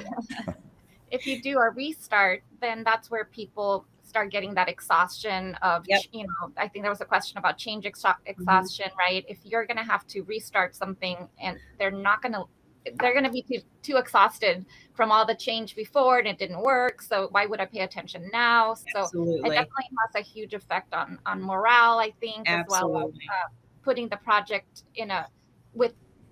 restarting a project with higher risk because your people are just like, okay, I'm over it, right? So yeah. High five across the room, Michelle. That was awesome. Yes. Yeah. No, that's a great point. And I guess just in the interest of time, I know we're going to lose at least one panelist here in just a few seconds to a client commitment. But before we lose anyone from the panel, I want to ask sort of this capstone question or this closing question here, which is, what closing advice would you have for an organization that's maybe in the midst of a transformation, and what should they do to get started? I mean, when you think about implementation readiness and doing some of the stuff we talked about here, how do they get started on it? Whether they're just starting their project or perhaps they're already part of the way through the project, are there pieces of this you can work into your plan sort of midstream if you're already down the path? In other words, is it better late than never to do some of this stuff? I guess, Teresa, why don't we start with you? Because I know you're the one we might lose first in the time commitment. Absolutely. It's better late than never. Will it be more work? Yes. But will you appreciate that when it's done the right way? Absolutely. Again, people contact us for change management. Let's just say even BPM, middle, almost all the way through. It is an uphill climb. However, it can be achieved. One thing that I would say in terms of advice is to take a step back and breathe. I know that excitement is created. We want to do this. It's the right thing to do. But take the time and have that due diligence and really look at, okay, what is it that we're doing? Why are we doing it? Where do we want to go with it, right? And then who are the people we need to bring to really evaluate from not just that unbiased view, but that agnostic view? Like, are we doing the right things? A lot of people are going to tell us a lot of things. Yep, buy.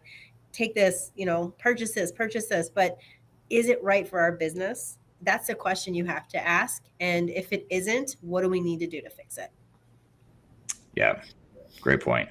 Thanks for that. How about you, Nate? What are your thoughts? Yeah, I think it's real simple, and I think it's create the vision, create the plan, and so create the vision, plan the work, and work the plan. And I think that's again, very oversimplified, but as long as everyone's on the same page of where the vision is, as long as everyone agrees on the plan, and as long as you're working the plan, like Teresa said, it's never too late to start, but it's really important to know where you are and what's the plan to get you caught up and what's the plan to get you to ultimately where you want to be, and be realistic about the challenges that are ahead, and then work the plan. Yep. Great point. How about you, Michelle? Any closing thoughts or recommendations to organizations that are considering or wanting to address some of these implementation readiness concepts? Sure. Yeah. Nate just covered kind of if you're in the middle of one. So I want to give advice to people that are just getting started. And like also Teresa said, it all starts the moment you decide you want to make the change.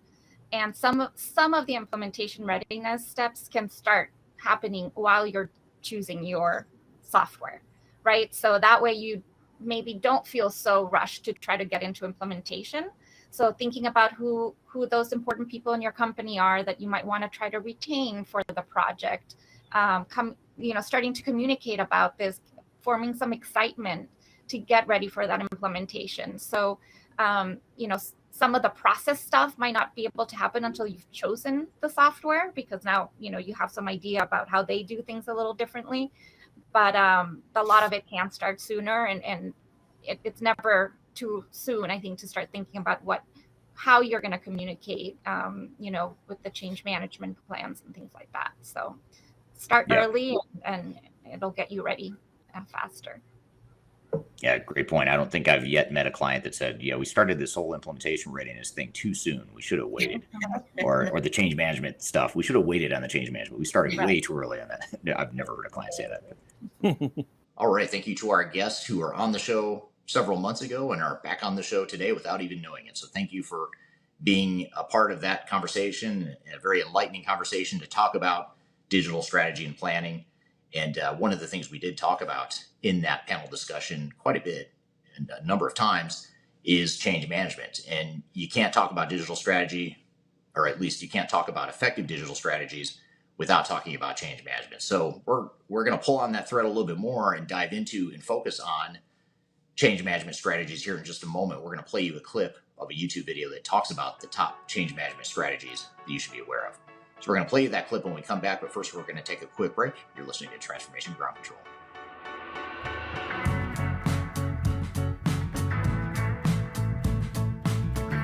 If you are involved in any sort of digital transformation or business change initiative, you will want to download the 2021 Digital Transformation Report. With its comprehensive overview of business and technology trends and best practices, this report is a must-have guide for any transformation project or executive team. Download this free report by visiting Third Stage Consulting at thirdstage-consulting.com. You can also visit our website to learn more about us or download independent reports, videos, and other best practices. Again, visit thirdstage-consulting.com today to learn how to take your transformation to the third stage of success. I'm gonna leave it all out there and I'm gonna leave it all out there. Hello, welcome back to Transformation Ground Control, episode number 141. My name is Eric Kimberling. You can find new episodes of this show every Wednesday at transformationgroundcontrol.com. You can watch or listen. You can also subscribe at that website, so be sure to go to transformationgroundcontrol.com to see current episodes and also to see past episodes as well. You can find the whole library of all 140 plus different episodes of this show that you may have missed. So be sure to check that out at transformationgroundcontrol.com. And last but not least, this is arguably the most important segment of the entire podcast, so I saved it for last, which was either a good idea or maybe it's a terrible idea. I don't know. But the point is you're listening still, and I'm glad you are, because this is, in my opinion, probably the most important part, at least a really important part of this whole conversation, in that you can't talk about digital strategy, or at least you can't talk about being effective in your digital strategy if you don't talk about organizational change management. So that's what we're going to talk about here next. And I have a video on my YouTube channel that I posted actually a couple years ago now. It was not too long after COVID, because I filmed the video at home, and that's back when I was still filming videos at home because I couldn't go in the office. So, and by the way, I did socially distance during that time, even though I had a videographer in my home, just to be clear. But in case you're not worried about that, I'll move on. But I want to talk about change strategies here. And this is a video that's been very successful on my YouTube channel. It generates a lot of interest, and it's one of my highest performing videos on my YouTube channel. So I think that means that it's of interest to people, and a lot of people are clearly watching it. So I thought it'd be perfect to play for this podcast audience. And it's a video that talks about the top 5 change strategies to be aware of. And what I wanted to do in this video, and the reason I made this specific video, is because I wanted to talk about how change management is so much different than just training and communications. And I wanted to talk about the most important strategies that are included in a complete organizational change strategy and a comprehensive change strategy. And it's really meant to open your eyes and open other team members' eyes as to what change management means beyond training and communications. What are some of those major buckets of things that you need to focus on as you define a change strategy? And these are the things you also want to be aware of as you define that longer term roadmap. So we start to define a high level strategy now with our change management strategy, and then obviously you flesh that out and define it in more detail as you get further into the execution phase. But for the time being, since we're talking about digital strategy here today, we thought we'd talk about change management strategies as well. So let's roll the clip where I talk about 5 things and 5 change strategies that are most important to defining an effective, not just an effective organizational change strategy, but I would argue these are 5 things that are super critical to making a digital strategy successful as well. So let's roll the clip. Change management has always been the key to transformation success, but never has it been more true than in 2021. And if you think back over the last year and all the things that have changed with the pandemic, current events, a lot of different things have happened over the last several months and year that has put a lot of strain on organizations and people in general. And so organizational change management has to keep up with the times and needs to evolve to help us manage change better than we have in the past. And it was always a challenge to begin with, and it's even more true today that change management is challenging. So what I want to talk about today are 5 things that are most important for you to ensure that you have an effective change strategy headed into 2021 and beyond.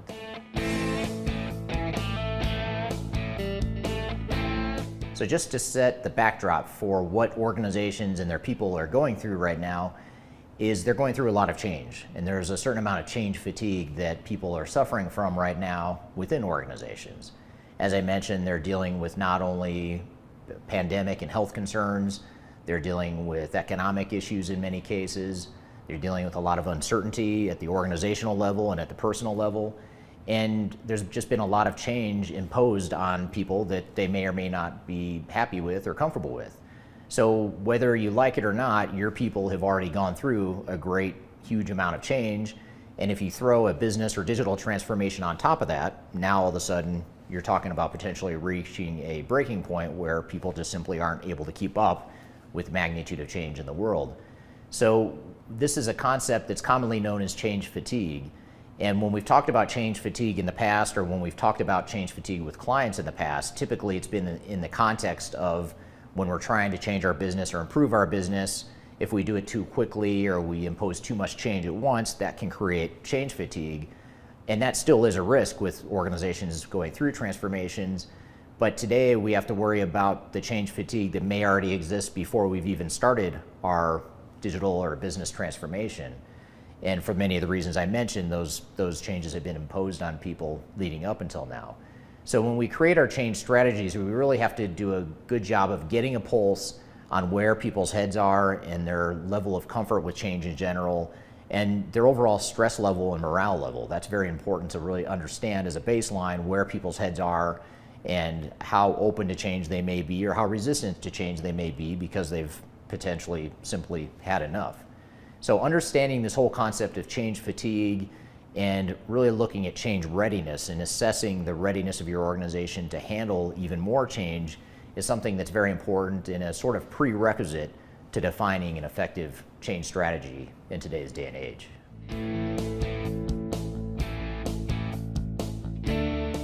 Just as people have been affected, not necessarily by choice, by a bunch of external factors, organizations themselves have also been affected by external factors. Many of you may work in organizations that were affected by the pandemic and the resulting economic impact. It could have been an increase in demand for your product or service that your organization provides. For some organizations, they were negatively impacted by the world events. But whatever the impact, we have to understand that there's been some external impact to our organizations and to our culture as an organization. So we really have to look at and understand what our culture is today, how our culture has been affected by external events, and what it is we really want our culture to be in the future. And in change management is a great opportunity for us to more deliberately focus on how we want to improve our culture and how we want to continue to improve that culture to better align with our overall goals and objectives as an organization.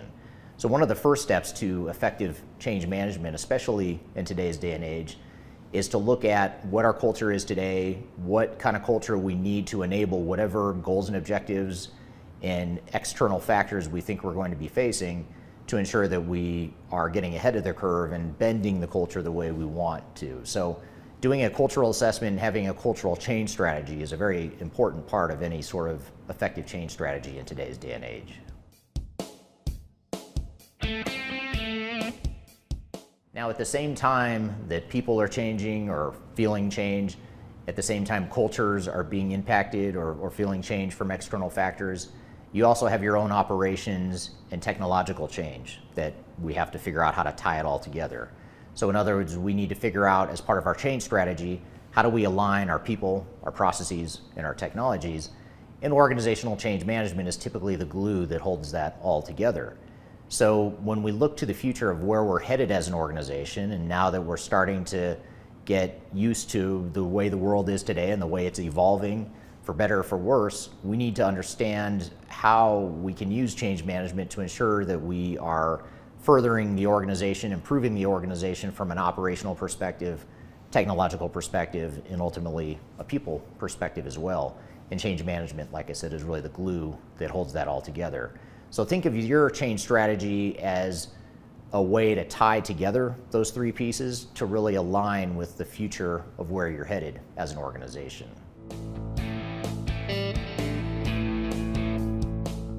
Once we have a handle on people, processing, technology, and how we're going to bend our culture, how we're going to address change fatigue, now we need to define what our change strategy is, and we need to define an effective change management strategy that will best align with who we are as an organization and where we're headed as an organization. And what's important here is that change management typically is most effective when you take your overarching strategy, your goals and objectives at a corporate level, and you translate that into specific transformation and change strategies that are aligned with that bigger picture strategy. So in other words, instead of coming in and saying, we're going to define a change strategy and an overall transformation strategy, and doing that in a vacuum, not in the context of your overall strategy, goals, and objectives, that's going to create a certain amount of misalignment that can create a lot of problems later on in your transformation. So one of the first things we want to do is defining a clear change strategy that takes your strategy, goals, and objectives and translate that into meaningful change strategies and tactics, as well as overarching transformation strategies and tactics that ensure that we have that level of alignment with the overall direction of the organization.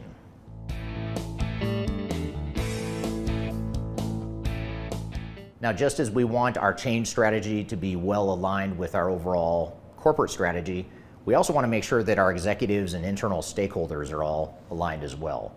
So once we've defined this change strategy and what it is we're going to do to better align our people, process, and technologies and affect our culture and bend our culture the way we want to, now we need to look at ways that we ensure that our executives are aligned and our stakeholders are aligned in what that change means to the organization.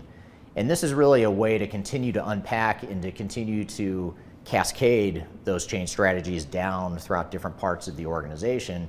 And we want to make sure we're all rowing in the same direction, that all the different parts of the organization are going the same direction. And so making sure we're all aligned and that we have the same vision and definition of what this project means or what this transformation means to us in our part of the organization is something that's very important. And the larger and more complex and more diverse your organization is, the more likely it is that you're going to be misaligned as a team. And then when you throw curveballs on top of that, such as macroeconomic or pandemic type of factors that are external to the organization, that creates even more misalignment.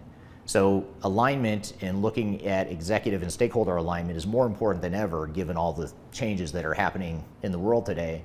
All right, so that's a great segment to end with and to focus on here at the end of our episode, talking about digital strategies and the things you need to be aware of in defining your digital strategy and roadmap for 2024 and beyond. Change management is obviously one of the most important things you can do, if not the most important thing you can focus on in making your digital strategy successful. As much as technology is changing, the fact of the matter is, even though it hurts to say it, people just don't change and will never change anytime soon as fast as technology changes, especially now that the rate of change is changing so quickly and it's actually accelerating. It becomes even more important that we focus on organizational change management. So that's why those 5 change strategies are so critical. I'd love to hear from you, though. What do you think are the most critical change strategies, and what either of the things I mentioned on that list, or maybe things I didn't mention on that list of 5 things for change strategies in your digital strategy, what else would you add to the list? And also, I'd be curious to hear, for those of you listening, what of all the stuff we talked about here in today's episode, which is all about digital strategy, what are your takeaways and what were some of the things that you think are most important to an effective digital strategy? Or maybe you answer the question in a different way of, what did you learn from this episode? I'd love to hear your feedback too, and see what additions you have to add to the conversation as well. So thank you in advance for that feedback as well. So I want to thank you for joining here today. I enjoyed this episode. I enjoyed this topic quite a bit. Digital strategy is something I spent a lot of my time doing and helping clients with. So I really do enjoy chatting about this topic. I'd love to hear from you, though, what you found helpful and what you might add to the list here. You can find new episodes of this show every Wednesday at transformationgroundcontrol.com. So be sure to check that out. I want to thank you for being here today. Thank you to the audience and the participation. And thank you to the guests who were mostly unknowingly guests on the show again today. But thank you to them for being part of the show. And we'll look forward to seeing you next time on Transformation Ground Control. Have a great week, and we will see you soon.